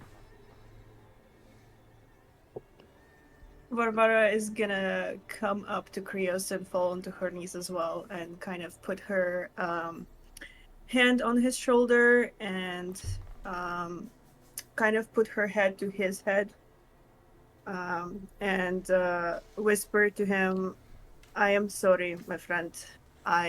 We could not get there sooner to save more of your people. This is a pain that no one can ever imagine, and you grieve here as long as you can. I will be right by your side." You have nothing to be sorry for. I wasn't here.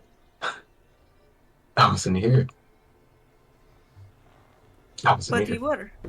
I was here for you. Was it just this monster?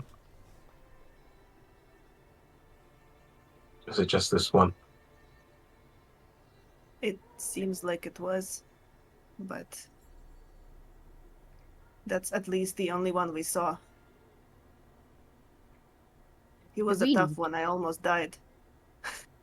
Do we know? Yeah, I was like, is there anything else around us? Like, We any could other investigate. Hey guys, critters? thanks. Perception checks. Amazing. Cryeos at disadvantage right now. You are, and Cryeos, a thought trickles into your mind, and it doesn't feel like your own. It feels like a thought Godfrey would have. 'Twas a noble sacrifice to save your land. Oh my god, she got a 20!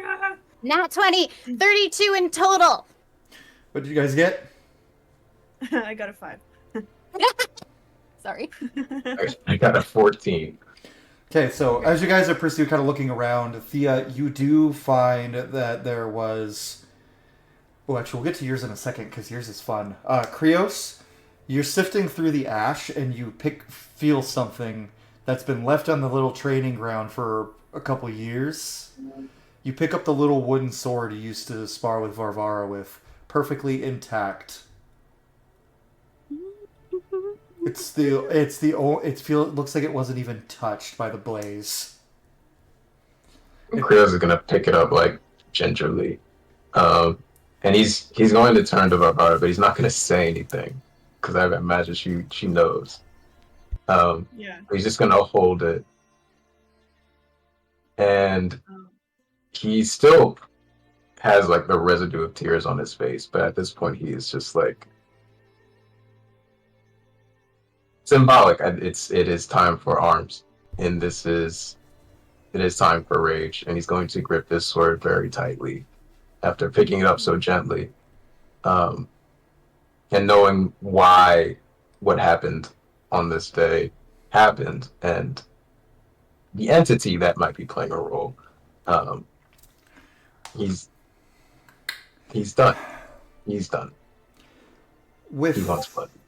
With that, Thea,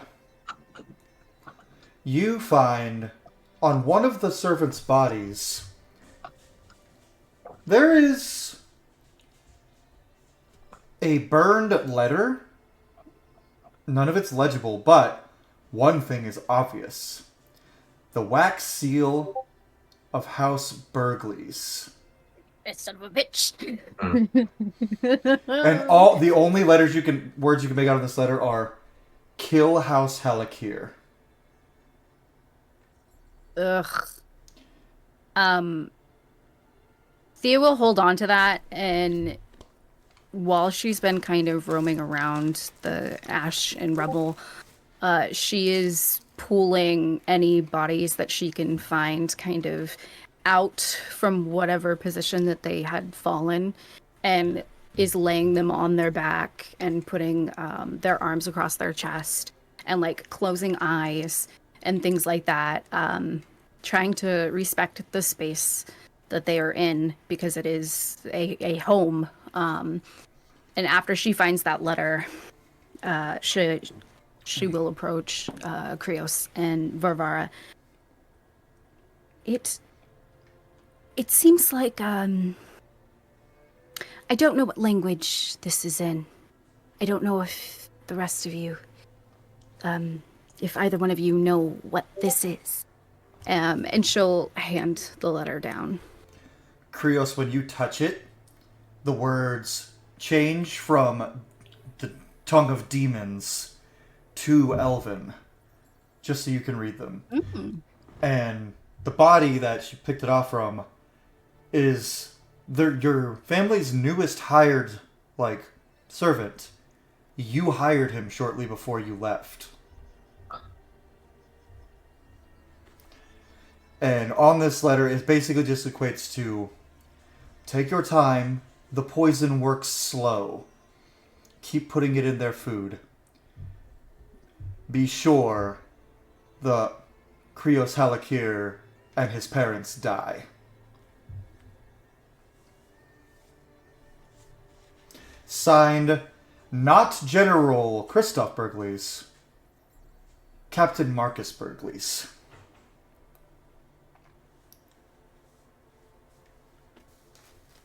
Cryeos is going to he's going to take that information in, and the rage that is already there, he's going to build.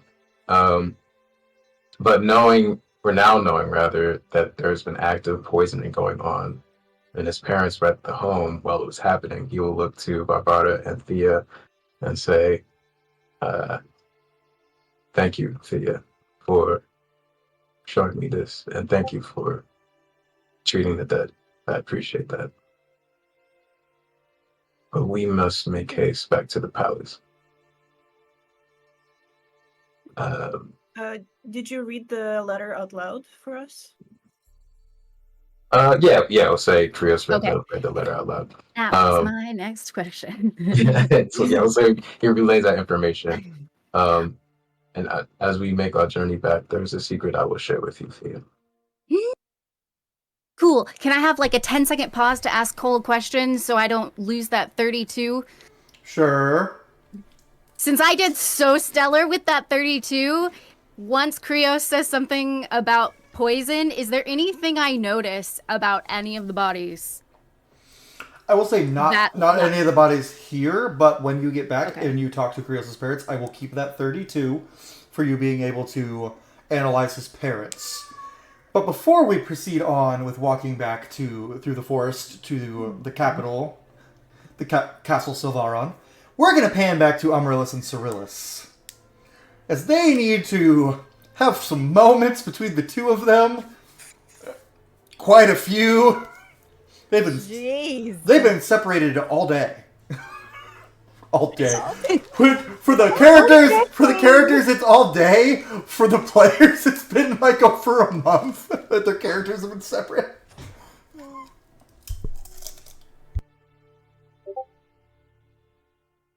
Syryllis, So, probably as they're like walking towards wherever the queen is being held, Syryllis is gonna like just straight up open. So I guess it's a grandpappy dragon. I guess. From my understanding, he had been erased from the records. We had no knowledge of him existence. Well, with an attitude like his, I can understand why you think people would want him to be gone. I agree.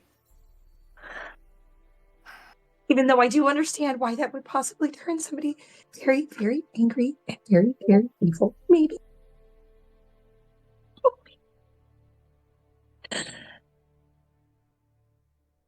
I don't care. He had been erased. The manner he returned was wrong. If he You're could not have, wrong. he could have extended a hand seeking peaceful amendment, and he didn't. So I can't forgive him. Oh, I think we are far past forgiving now. It's just annoying. Also, do you notice that when he gets condescending and mean, he sounds a little like Syryllis? Because he does. Hate to make the comparison, but I wouldn't worry about that. And I guess it's important to keep in mind that we have the potential for evil in us. But before that existential crisis overwhelms me, so Ren is in there. He's in there. I heard him once. You were chatting with Thea. I heard him, and he asked me to keep you safe, and I intend to. So, there's that. You're welcome, and also I'm sorry. You have nothing to apologize for. All of this is difficult, and it's hard to hear, even from our most beloved sources. It's just a lot. It's a lot. How are you holding up? Oh, we don't have time for all of that. Oh, we don't have time. I'm hanging in. It's just a lot.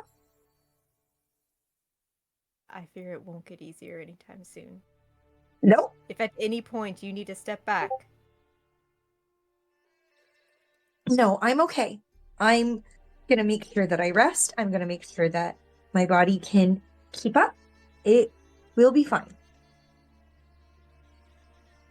When the stakes are this high, there are no other options, so I will be okay.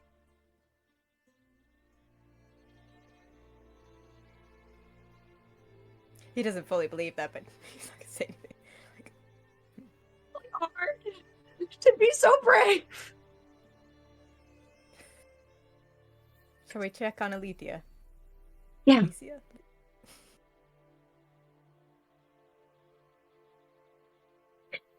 Let's check on her. I never got to even meet her, but not since the wedding, but that doesn't count. That was her wedding day. She doesn't remember me. Before they enter And the room, also- he is gonna stop her and he's just gonna say, like, I hope you understand why I tested it on her. Of course I do. Of course I do. Am I worried about his cheek? Yes. Will we cross that bridge when we get to it? When we unpetrify it? Yes. And besides, maybe she'll be like so many women who think that scars are so sexy. Yeah, it'll be fine. He just shakes his head 'cause that's the last thing he's worried about. Like, she is just so worried about that sweet baby's heart. So, as you guys reach the door to the royal bedchamber, which is where they brought her, the room Amaryllis never set foot in, even after he was made king. Door opens, and she's lying on the bed. Sienna and the other clerics are... And as you walk in, she looks over and sees Amaryllis, and she just goes, "You can all leave. I would like to speak to my father-in-law." And Sienna and all of them, they just bow their heads, "Your Majesty." And as they all passed, "Lord Regent." And they walk past. Feels weird. She just waves you over. She goes, "And I imagine this is the Lady Syryllis, who my husband never stopped talking about." The one and only. Oh, my dear. "She's still having trouble breathing.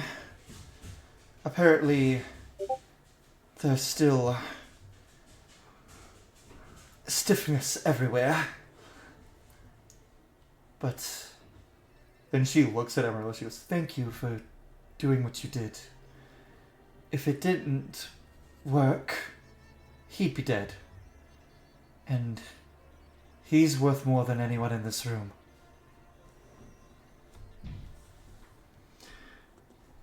"From what I understand, you did a good job in my stead. Thank you, Regent." We'll get you back to full health. She You can resume your position. She sits up, and her hair, which is like down to basically her ankles, just flows behind. It's like it's a big like mess right now, and she just...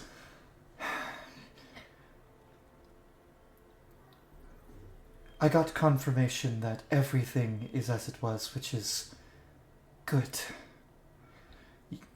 You have another reason to stop this Rykon, and another reason I'm glad I survived. Apparently with the petrification, every living thing involved in it was frozen, including your grandchild."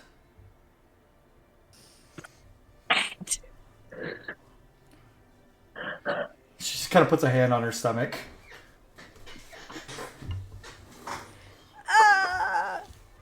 Oh my gosh.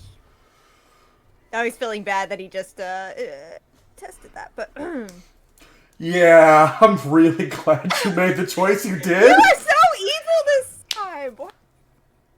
Listen, you made the right call. Wow. Y'all knew what y'all signed up for with this campaign. Syryllis is going to move in a position that signals... Alright, so this is how you tapped into hidden player backstory lore. So Syryllis is going to move into a position that Berthulas often use with pregnant folks rather, and expectant birthers, where it is this gentle, like, open stance with our arms kind of wide, but around the spot of the uterus. There's like and like there's this like rocking thing that we all do. Fun, weird hidden backstory lore. And because Syryllis literally helped like her sister-in-law through the labor of birthing her nephew. She is a College of Rebirth, specifically Bard. This is her thing. She's like, so she's going to like take this open, friendly, welcoming stance. And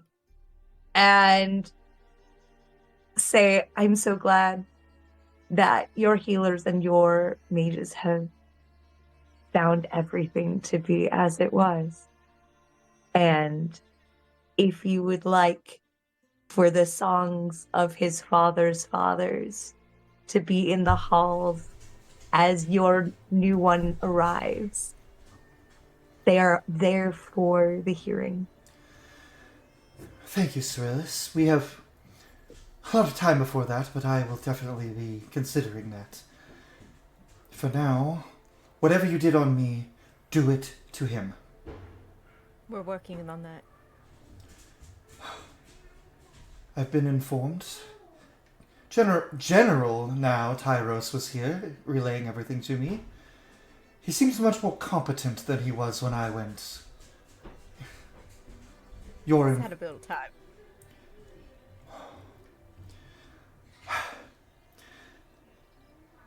I'm grateful. More than you know. And please tell this Thea that I am grateful for. And official time.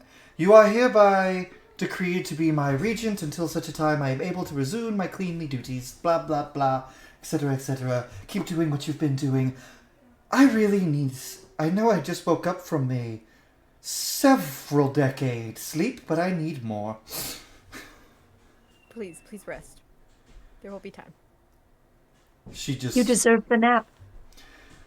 lays down, goes to sleep.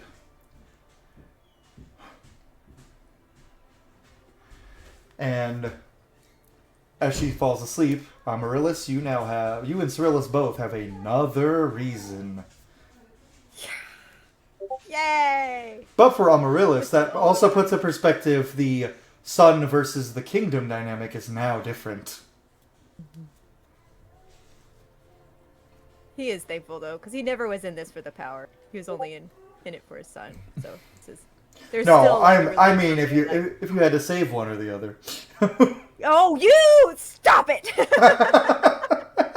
I'm kidding. For now. I don't believe you. So now we're gonna pan to Ramses and his griffin. Yes. So Ramses, this griffin Tally, she's just laying kind of like there's a piece of armor on her forearm that she won't let anyone remove. And it's clearly given by her previous rider. And she's just resting her head on it as you are with her. Yeah. What do I know about about griffins as far as their their biology, their what do I know about griffins? Give me a history or nature check, you choose. I will do nature because that's higher. 18. Griffins are definitely considered they're considered both birds and animals in a weird sense. But they are definitely the apex of predatory birds.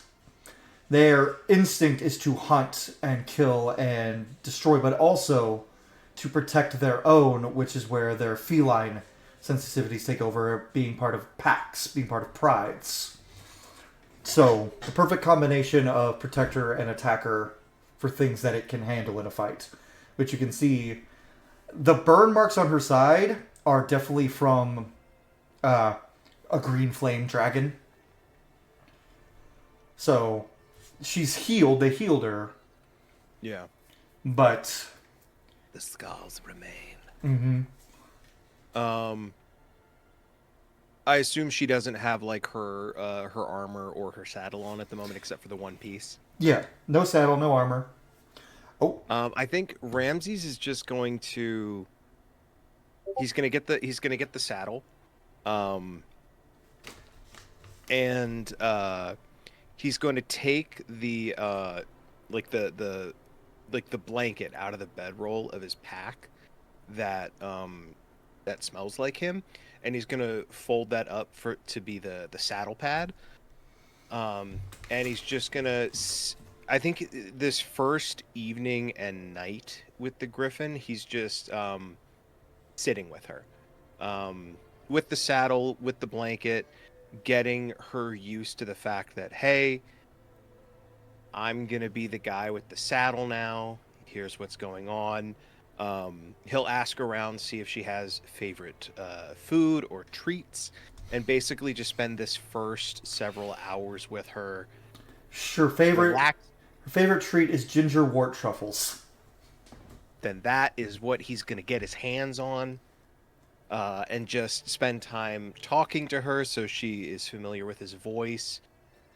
He's going to be in full armor while he does this as well, so she gets used to the sound of him clickety-clacking around.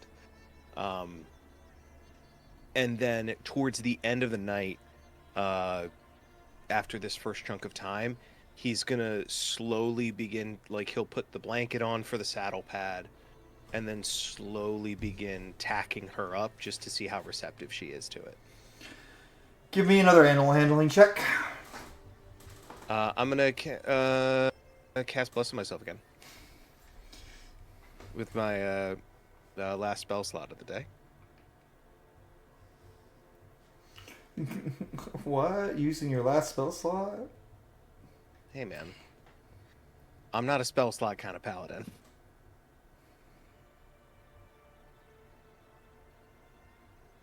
Teen, 23. 23. She lets you, and she's pretty receptive to you just kind of doing all this with her. She nuzzles you a little as you do it. She even kind of helps you with her beak a little. And like anybody who might like pass through the area, Ramses is talking the entire time. And every now and then he switches into Draconic, every now and then he'll switch into Orc. And just he's just filling the space with sound, and at various points, like it's not he's also like reciting stories and like a few poems and songs that he knows, and like humming under his breath. He puts the saddle on, doesn't get on, just sits with her for a little bit, and then I think after like another 30 minutes, just slowly gets into the saddle and just gets her used to him, his weight, his armor, the way he sits, before inviting her to get up and walk around with him on her back. Okay. She kind of walks around with you. She struts a little bit, and then she kind of looks back at you, and you swear you see a smirk as she unfolds her wings and takes off. She runs. Right before it happens, Ramses just goes, "Oh yes." And flying with the griffin is very different than flying with the dragon. Flying with the dragon is a lot faster. It's a lot more. So you're used to having to embrace. With the griffin, it's still fast, but it's more of a glide. It's more peaceful. Yeah. Even on gentle rides on your previous dragon, it was still kind of like, okay, I got to brace. But with her, just peaceful. I definitely like there's that moment as like we climb higher and higher that Ramses is just kind of like they get high enough and he does just like hold his arms out, and this is the first time he's truly felt okay and happy. And then like he like looks around, remembers we're in a siege, and then he'll just like grab the reins, lean forward, and he'll just say, "Show me what you can do," and just let her rip. She glides through the sky, dances, even spinning, kind of testing you, it seems, to see if you can handle it. And then after a while, as she feels confident in your abilities, she guides down and lands back where you guys were. Courtyard's pretty much empty. And you, as you go to like kind of dismount, you just hear the same voice. "You're unnatural." As Aaron is sitting like by the stables. He's got a kind of smile. He's like, "I saw she was gone and got worried and then looked in the sky. Seems you both needed a friend."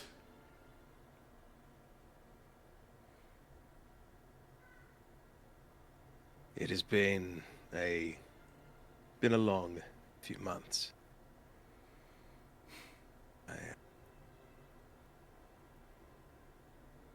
I did need this, but tomorrow will tell if this is enough. Our mutual enemy is certain of an immense douchebag, cannot be understated, but obviously very, very skilled. So this will On that note, definitely be interesting. On that note, Lord Sylvaron, who our commander here, young Lord Sigurd, he is leading the brunt of the Radiant Sky Wardens to attack all of the adult dragons that have amassed. I have been instructed to go face Draco in the sky, and he has 2 dragons with him. I say, Draco will not land his dragon. He's too proud. You and I can face him, and while your friends fight the other 2. And we help them as we need, but Draco will... as you can see, he holds his bow. I'm more of an archer. Draco will charge me. I need someone to help me by engaging him in martial combat. And a griffin is far more match for a dragon than a rock in that regard. I can give you the openings that you need, as long as you take them. Good. I will say I am loath to leave my companions to fight, but I can't. I don't think we'll be very far from them. Draco has been wanting to hover above battlefields, gloating. If perhaps we may be able to lure Draco closer to my companions, I'm sure they would be able to help as well, but I can do that. Could I insight check Aaron? Yeah. Is he on the up and up right now? Yeah. This is wild. Insight checking your former kickback. He just, as you're insight checking, he goes, I think if you stay back with your friends, I can lure Draco close, and then you attack him in the sky. 20 total. Yeah, he's definitely just straightforward. Like, he wants Draco dealt with. And he says, I know exactly what to say to get his attention.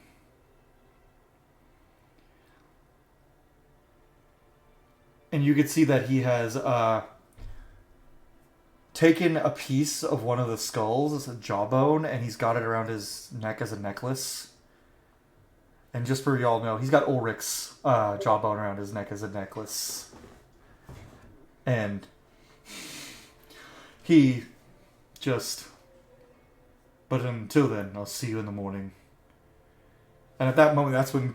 Oh, actually, we're going to pan back to Cryeos, Thea, and Varvara, because Cryeos had secrets to tell before they get back. No. So yeah, as they're like running back to the palace, and I guess Cryeos will be heading into the direction of his quarters, which have now been usurped by his parents, so I guess his parents' quarters now. He will tell Thea, Thea, I have been hard on you since we've met. I will acknowledge that. And that is not fair. But like you said, you are often invisible. It's hard to read what you can't see. But I will share my secret with you, because I feel it is only right that I'm asking of secrets from you. The reason that letter means so much, and the reason that I want to put both of these swords through a Burgleys right now, is because I used to be an agent of the devil, Tyrex. I've since broken that pact. And I've pledged an oath to... Oh wow, I'm forgetting the name of the god. Godfrey. Nobody else. Godfrey, there we go, thank you. I pledged an oath to Godfrey. You should know, if you don't already. The Burgleys are also agents of Tyrex. I do not know your allegiance to the Burgleys. I do not know what fondness they have of you. But if I can tell you anything about General Berkeley's, is that he has no fondness of anyone but his devil patron. I've watched him burn my family crest sigil into the corpse of his own son to frame me for the murder of his eldest. I think you should know this. What do I know about this demon? Because, like, this is the first time Thea's been... You don't need to Hearing do a about roll this. about the name Tyrax. Okay. Tyrax is the archdemon of the level of hell called Therak, which is the level where... Well, basically, let's just say... Tyrax is the most brutal of the archdemons, cares only for getting his own way, and will abuse his warlocks to do so. He's a prop. Tyrax is brutal. Just straight up. Yeah. Is there a mark or a symbol that is used typically to, I don't know, when you're serving him to let others subtly know, or... When you are an agent of Tyrex, you feel cold at moments. When you meet another agent, or when he appears to relay messages to you. But sigils mark, are there, actually above board, are there sigils or markings that we've shared so far? I can't remember if there are. Not really sigils and markings, but basically, it's kind of like what you said. You feel other people who worship Tyrax or serve Tyrax. He leaves his mark on them inside. Like, there's no physical marking that would show it, and he doesn't really have like a sigil. Mm. And you still have a faint bit of that. Just like a little reminder that you used to be his, but it's not as strong as it used to be.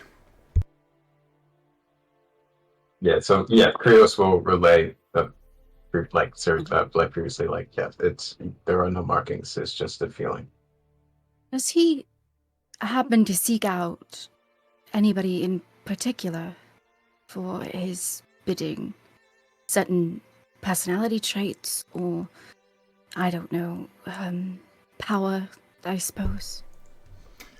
Those who seek power attract Tyrex, such as the Way of Devils.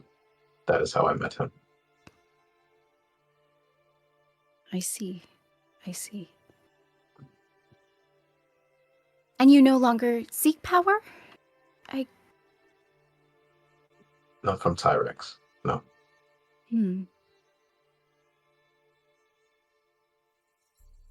Thank you for sharing that secret.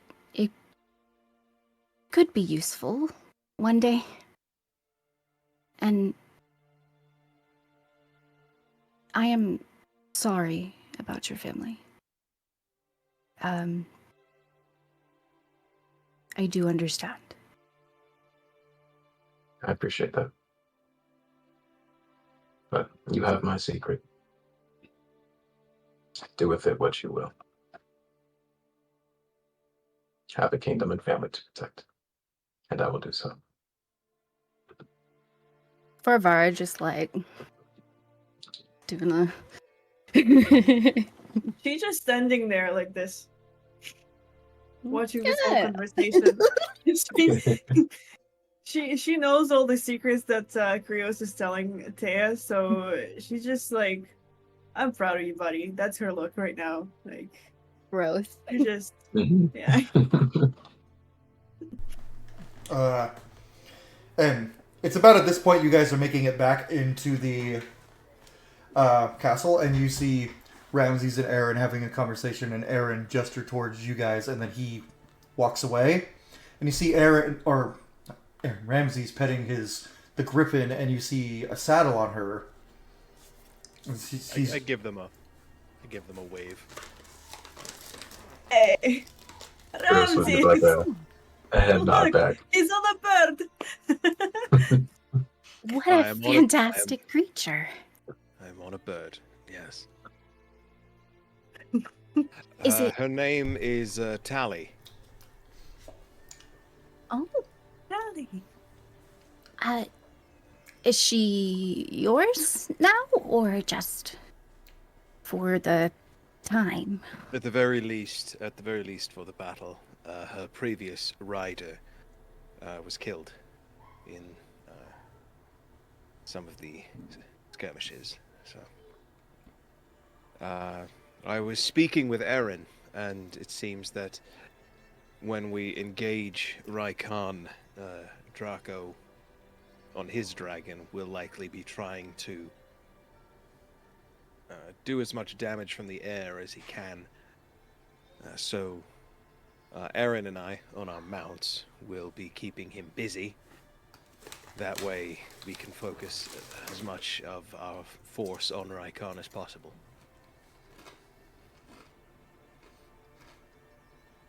Although I am not too entirely keen on not being in the fight against Raikan myself.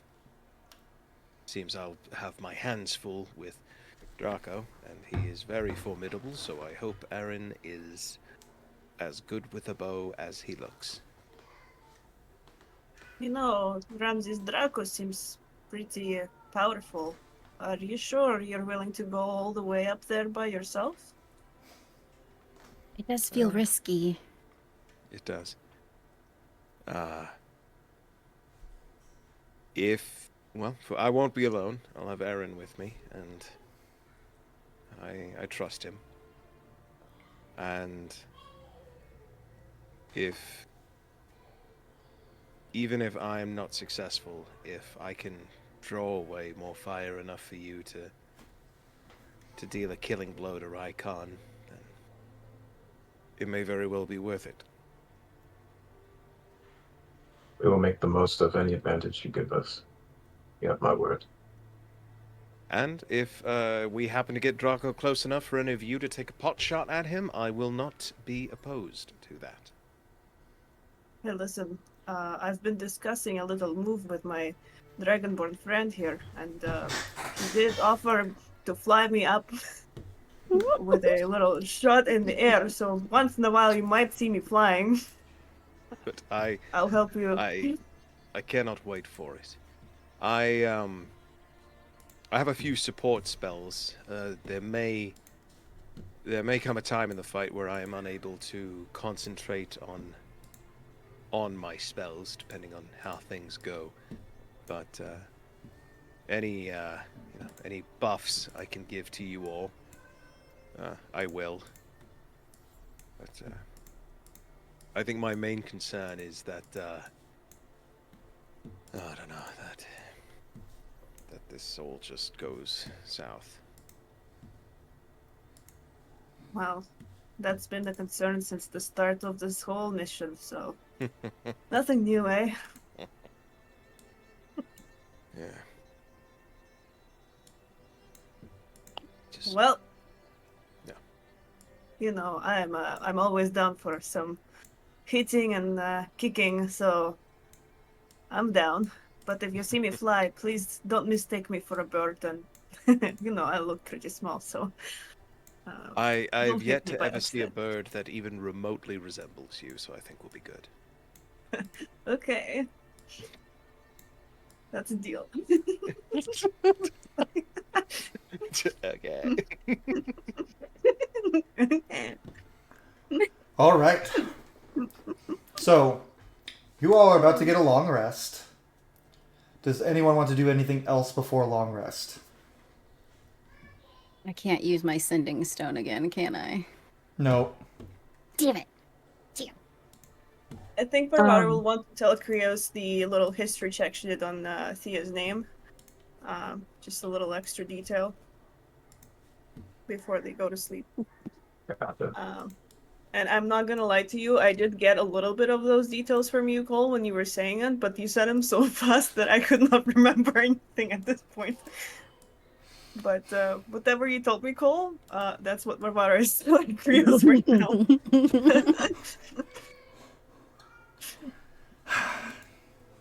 I think taking that information, Cryeos will then just make a beeline to his parents' quarters before he goes to bed.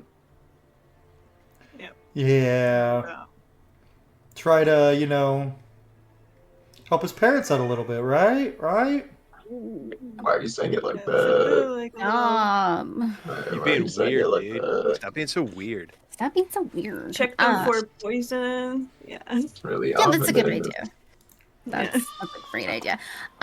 Does that leave Ramses and Thea like just vibing? Pretty much. Cool. Ramses, do you mind if we have a little chat? Thea, I would like nothing more than to have a chat with you. Danger. Sorry. He Focus. doesn't have any weapons on him. Okay. Sorry. I am so unserious for this game. I'm so sorry. Okay, it's okay. I had a little trip. And sorry I didn't tell you when I got back, but obviously everything was all right then and there, and I was sort of just focusing on not being taken prisoner because I, just disappeared for a while. Can I ask you when was the last time that you spoke to anyone outside of the royal, well, anyone else in the royal family, like the queen or Well, seeing as I have no sending stone to communicate with them, and they have not contacted me, last time I spoke was with the prince when he returned. all right. When he sort of delegated me as our ambassador. Oh, right. Oh, But I have a feeling that you have had much more contact with our monarch, so I am very curious as to what you have heard. more of what I saw, but heard as well. There's a lot of turmoil going on. And Thea will sort of relay the information about when she went home, how the queen has lost like her entire arm and why, and how Radamix still is like not home, and Korgel is stressing naturally, and that obviously Ramses saw the potion that she brought back with her.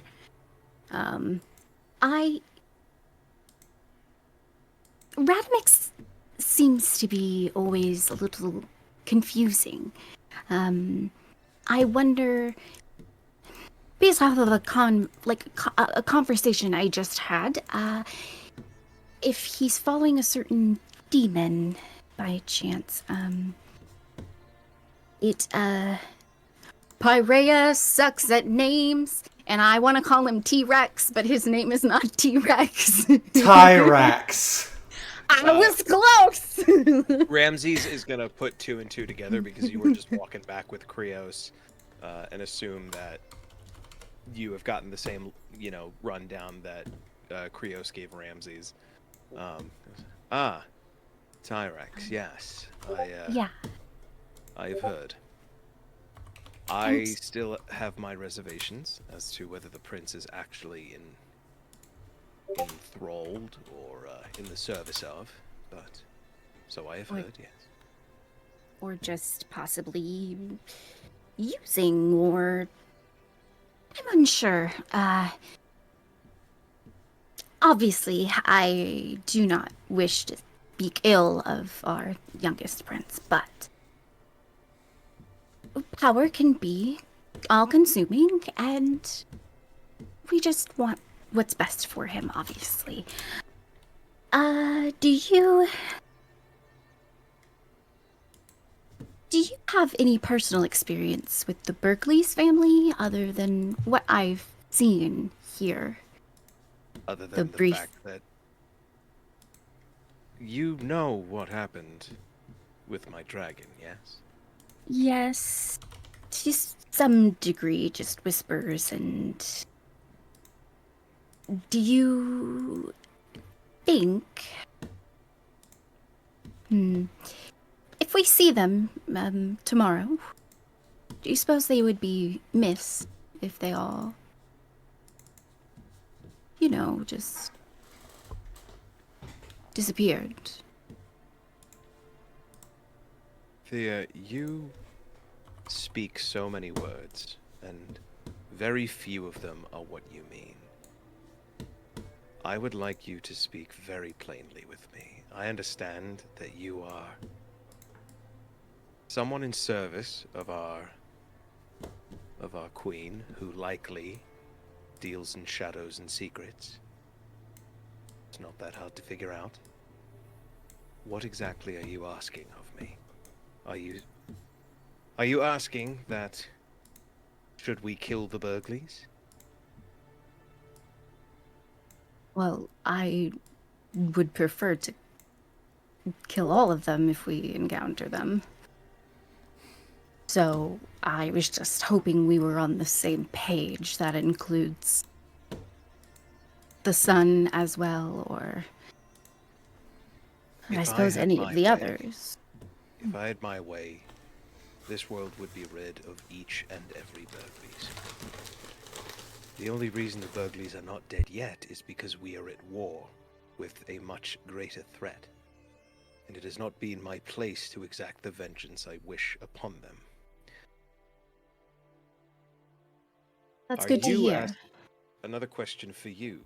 Yeah, are you asking this on behalf of sheer curiosity, or has our queen put forth questions to you about the Burgleys? Some of it is curiosity, but as you have noticed, I have my own orders as well. This one in particular feels a little bit more personal for reasons I'm not entirely sure of yet.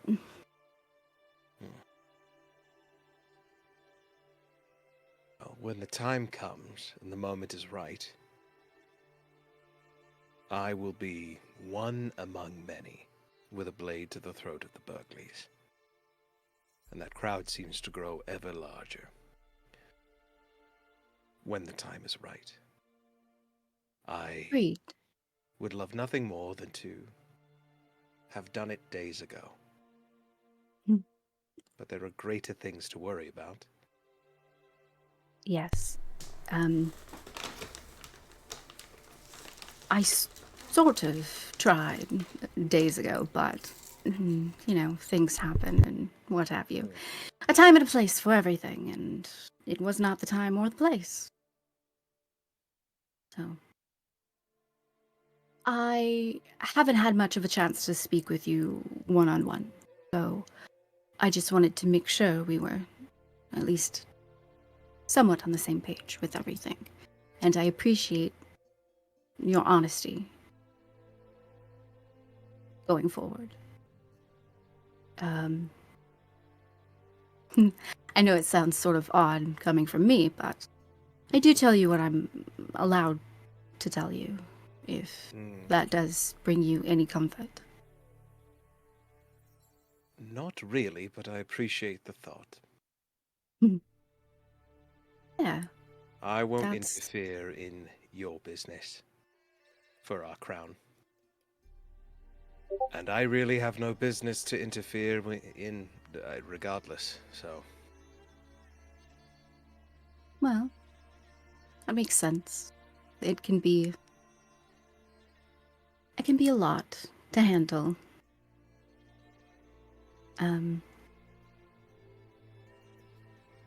Either way, I appreciate having this little conversation. And once I hear back from, I suppose, either of the princes, slightly confusing, a little bit, Well... Anyway, thank you. If you or our queen have any other questions, requests, or queries for me, I will be here. Wonderful. Have a good night, Ramses. What a good conversation. You as well. And she'll like turn on her heel and kind of like bop away.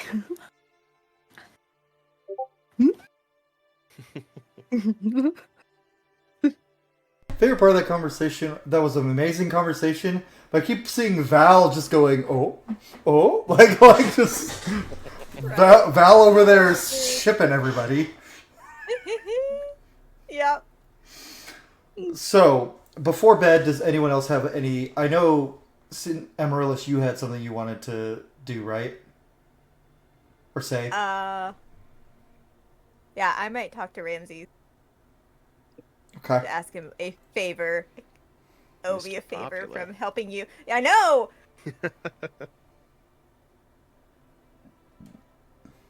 If he can catch him before he goes to bed. I think it's fair that you do. You walk out, you see Ramses. Ramses, may I have a word with you? Yes, Your Grace. How can I help you?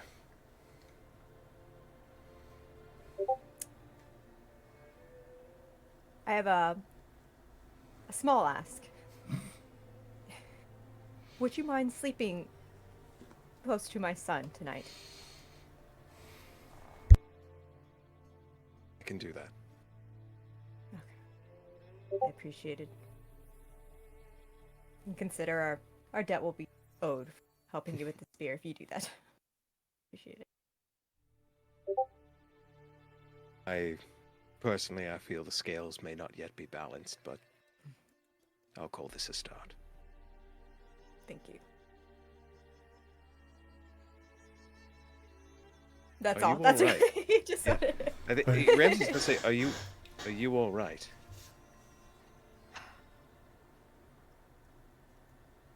I wouldn't say if I was, and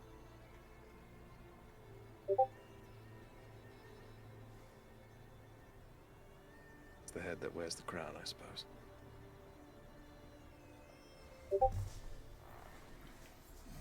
I will say, I fear, between you and me, I do not know what will happen in the next few days.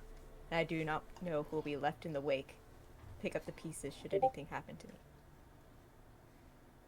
I have to think, a lot to think on. Luckily, you are surrounded by loyal friends and loving family. I do not think you need fear what may come in your absence. That's exactly what I do fear, though. Is I don't know to what lengths they would put a foot in front of me. You know what I mean? I don't, but Should Rykon into the battlefield, I don't want any of them to get in my way. I have a feeling that we all know your personal stake going into this. And your quarrel, your vengeance is our vengeance. And as I said, you have loyal friends and loving family who I think would follow you into the hells if you asked them. I do not wish to ask them. And you probably won't need to. Because they love you.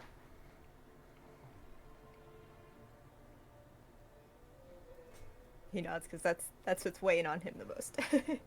What he's worried about. It just.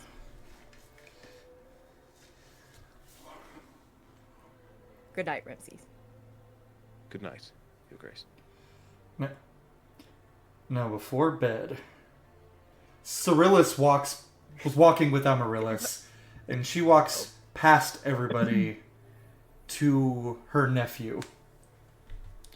That graze on his cheek, you can see it's actually a deep cut on his cheek.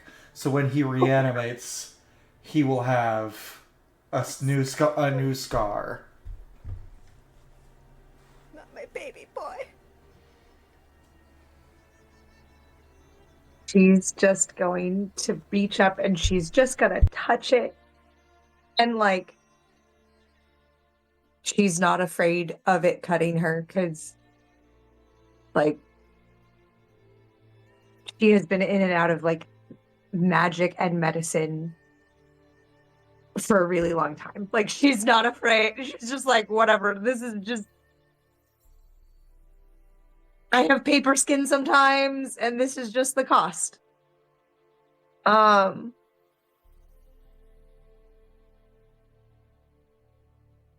she's gonna just tell him about everything that's been going on. She's gonna tell him stories from the last 100 years of things that happened just to her, that she knows that no one else in the whole wide world would care about but him. Because she knows he's in there. She's going to tell him stories about when she and his dad were kids. She's going to tell him about how when she was in college, she lived with his parents. And she's going to tell him the same stories she's been telling him about his mom since he was little. Because when other people see Dofarin, they see Amaryllis. But when Syryllis sees Dofarin, she sees her best friend Soraya. The one who helped get her through school. The one who took on all of Syryllis's like med management while she was in school. Everything that, all of the support that Syryllis as a like mysteriously disabled person needed to, in order to get everything under her, was provided by her best friend who married her big brother. And Dofarin is the most important person that has ever existed. So, like, hearing his wife say so, Syryllis was like, yes, he is. You are correct. And then she tells him about what has happened. And that his wife is alive and theoretically well, if not very, very tired. And that she will have a very long gestational period ahead of her. Because she's sure that he already knew that there was a baby. And then she's going to do the playful, Auntie, I can't believe you didn't tell me. I can't believe you didn't write and tell me that there was a baby coming. It's fine, because I still have time to prepare all the songs.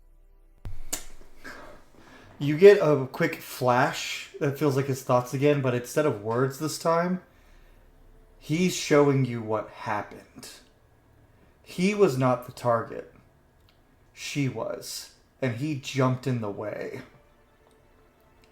But that didn't stop the assassin from just doing it to his wife right after. He was never the target. You don't see a face of the assassin. It's obscured. He's humanoid shaped. But this just shows that your nephew jumped in the way. Just the boy that his mama would be. And she's like going to acknowledge that, like, she's gonna like reach up to like tuck his bangs away, because that's been a thing that Soraya's Cowlick is now alive in her son. But she remembers that he's glass, that his head is still glass.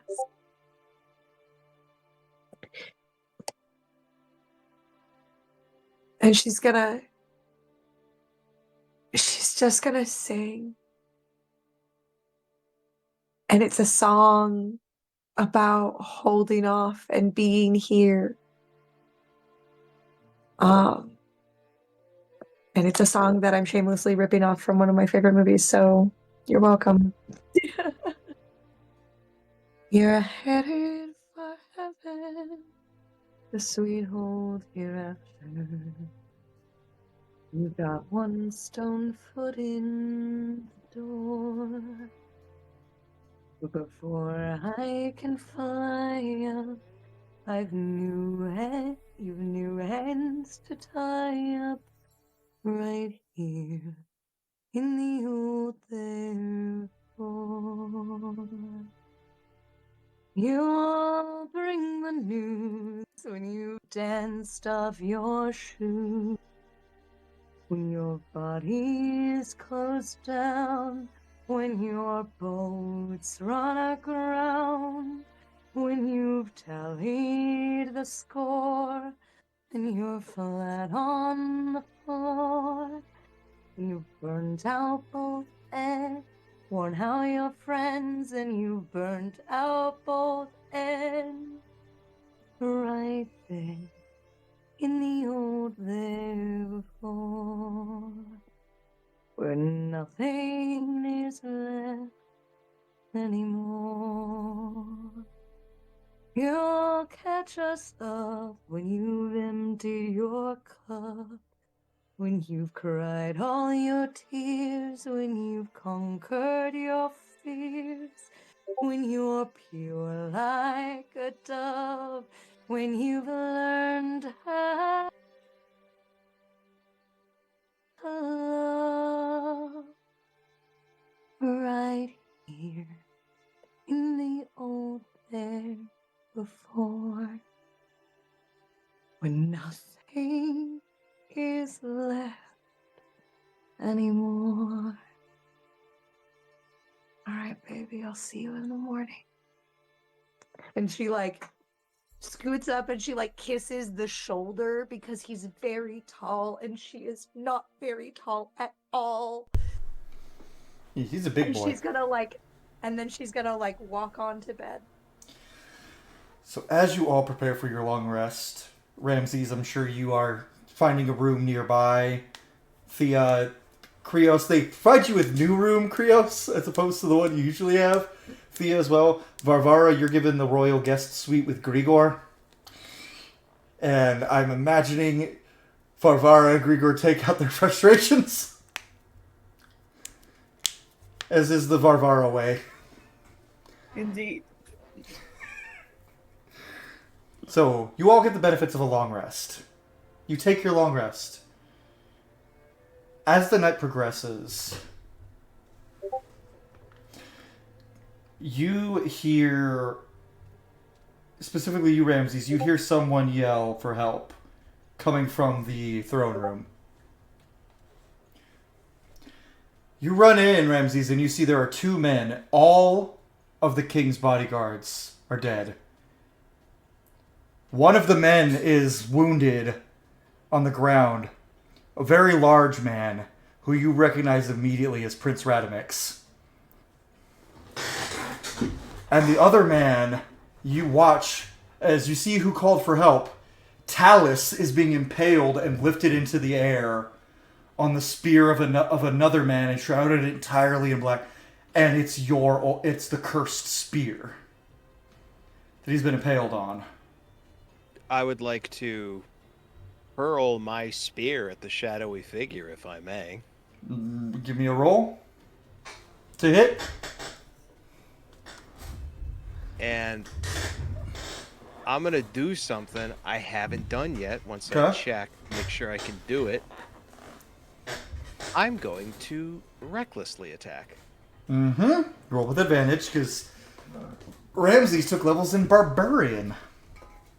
That is pretty good, but we'll see. 21 to hit.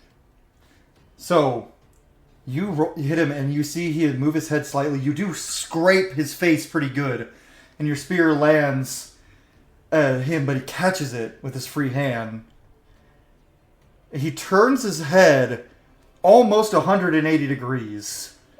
You see red, piercing eyes, and you just hear, It seems we've been foiled, Your Majesty. As he turns into smoke. Lame. And Prince Radamix is bolting for the door. I would like to chase after him if I may. Well, Take him. as he's running, Tallus falls on the ground, bleeding out. So you have an option. Save Tallus or chase Prince Radamix.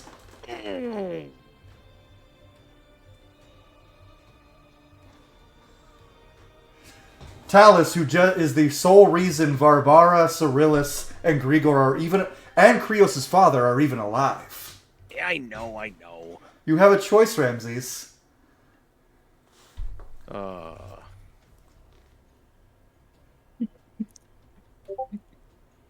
He'd save Tallus.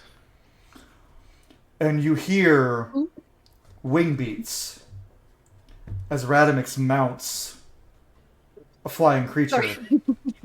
Oh, a flying creature, you say? Mm-hmm. You want to tell me more about that?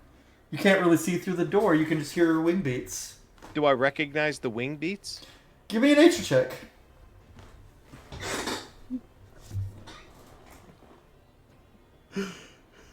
13. It is the wing beats of a young storm dragon. Yeah. But they sound wrong. Yeah. Right. Ramses gonna. I mean, he'll call out. Ramses will just go. Go! They're all dead around you. There's gotta be. I'm sorry. There's gotta be others somewhere. Okay, so some of the other guards run in, like 5 of them, to the massacre of 62 guards in this Radamix and this unknown assailant.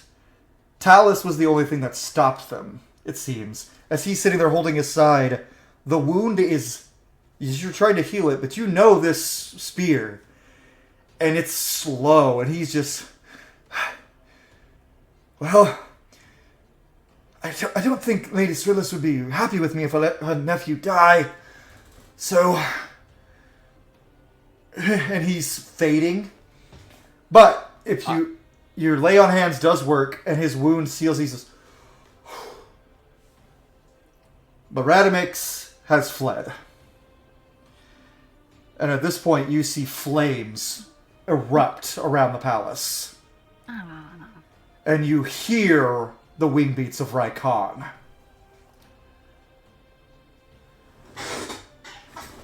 I hate everything. Does everyone wake up? I'm running! I'm down the hall! Yeah. You said I heard wings! Sprinting. So rude. You guys run out. Tallus just pushes Ramses off, who goes, "Go! I'll be fine. Go! I'll catch up." I assume my spear did not also... No, your spear's on the ground. Alright, then I will grab it, and I will sprint out to McGriffin. Can I see Radamix as he's flying away? You would if you see him fly up, but the problem is there is so much burning forest that has become a fog, a mist of smoke. Okay. But my question was, do I see him? You saw him. You recognize Prince Radamix. Okay. I am using my psionic energy die, and it says, as an action, you choose up to 5 creatures you can see, and then roll 1 psionic energy die.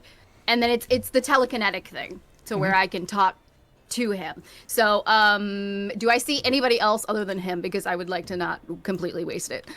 Ramses, Ramses. Ramses and Tallus. Ramses, Radamix, Tallus. And we'll say, I imagine Cryeos and Varvara were not sleeping very... I imagine Syryllis was not sleeping far from her nephew. So Syryllis is there too. And but for Syryllis, from your perspective, you just see the man hired to protect you. She doesn't know what she's looking at. Mm-hmm. He's yeah. So, but We can get into that later. Yeah, I'll let you guys know who I'm linked up with for 10 hours. It's gonna fade on Radamix pretty quickly as he's getting out of range. But in his head, he's going to hear Iolanthe yelling his name to like try and get his attention to like kind of what. And she's gonna go, "Don't tell me what I'm thinking is true. If you're so power obsessed, what is the point of any of this?"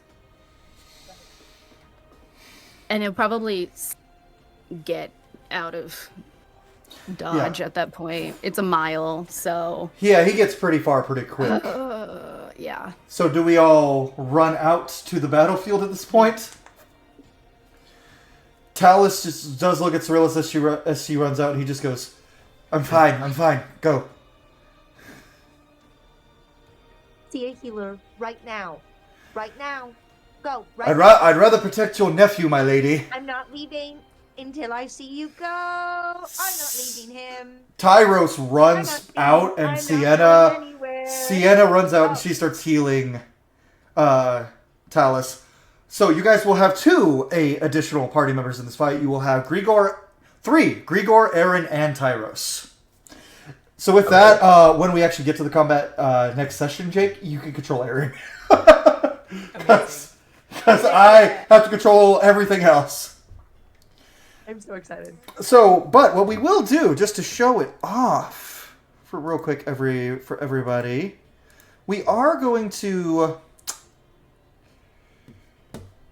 do the Roll20 real quick. I'm going to put y'all on the map. This is what the battlefield is going to look like. When you guys run out, you make it pretty far, the force is burned, and immediately your griffin runs to you, Ramses. You see two dragons descend. Draco and Raikon have come straight to you while the Radiant Skywardens and the army fight off the rest of them. So next session, and let me put it on screen just so everybody can see it. That's not how that works, Cole. Use your actual human brain.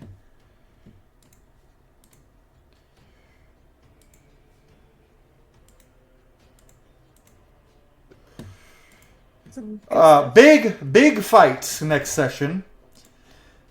As Amaryllis gets a chance to take on Raikon. And look how small you guys are! Look how little! I'm repositioning the battlefield a little, just to have the beef in the front. And by beef I mean Varvara, Tyros, and Grigor. But... next session, we begin our first major boss fight and the start of the end of Act 1 of Gleaming Wildfire. Holy moly. Next session, the party has to fight an ancient green dragon. An ancient green flame dragon, an adult bronze storm dragon, and Draco Yavier. But as you guys fly into battle, Ramses, Aaron flies up and he just goes, Draco! Ulrich would be so ashamed of you. And then that's where we're going to end the session. Tallus is alive, and he will rejoin you in combat when he is able. But for now, that is the end of episode 7 of Realms of Alovar Gleaming Wildfire. Next session, end of Act 1, possibly? TPK? Maybe? I'm kidding.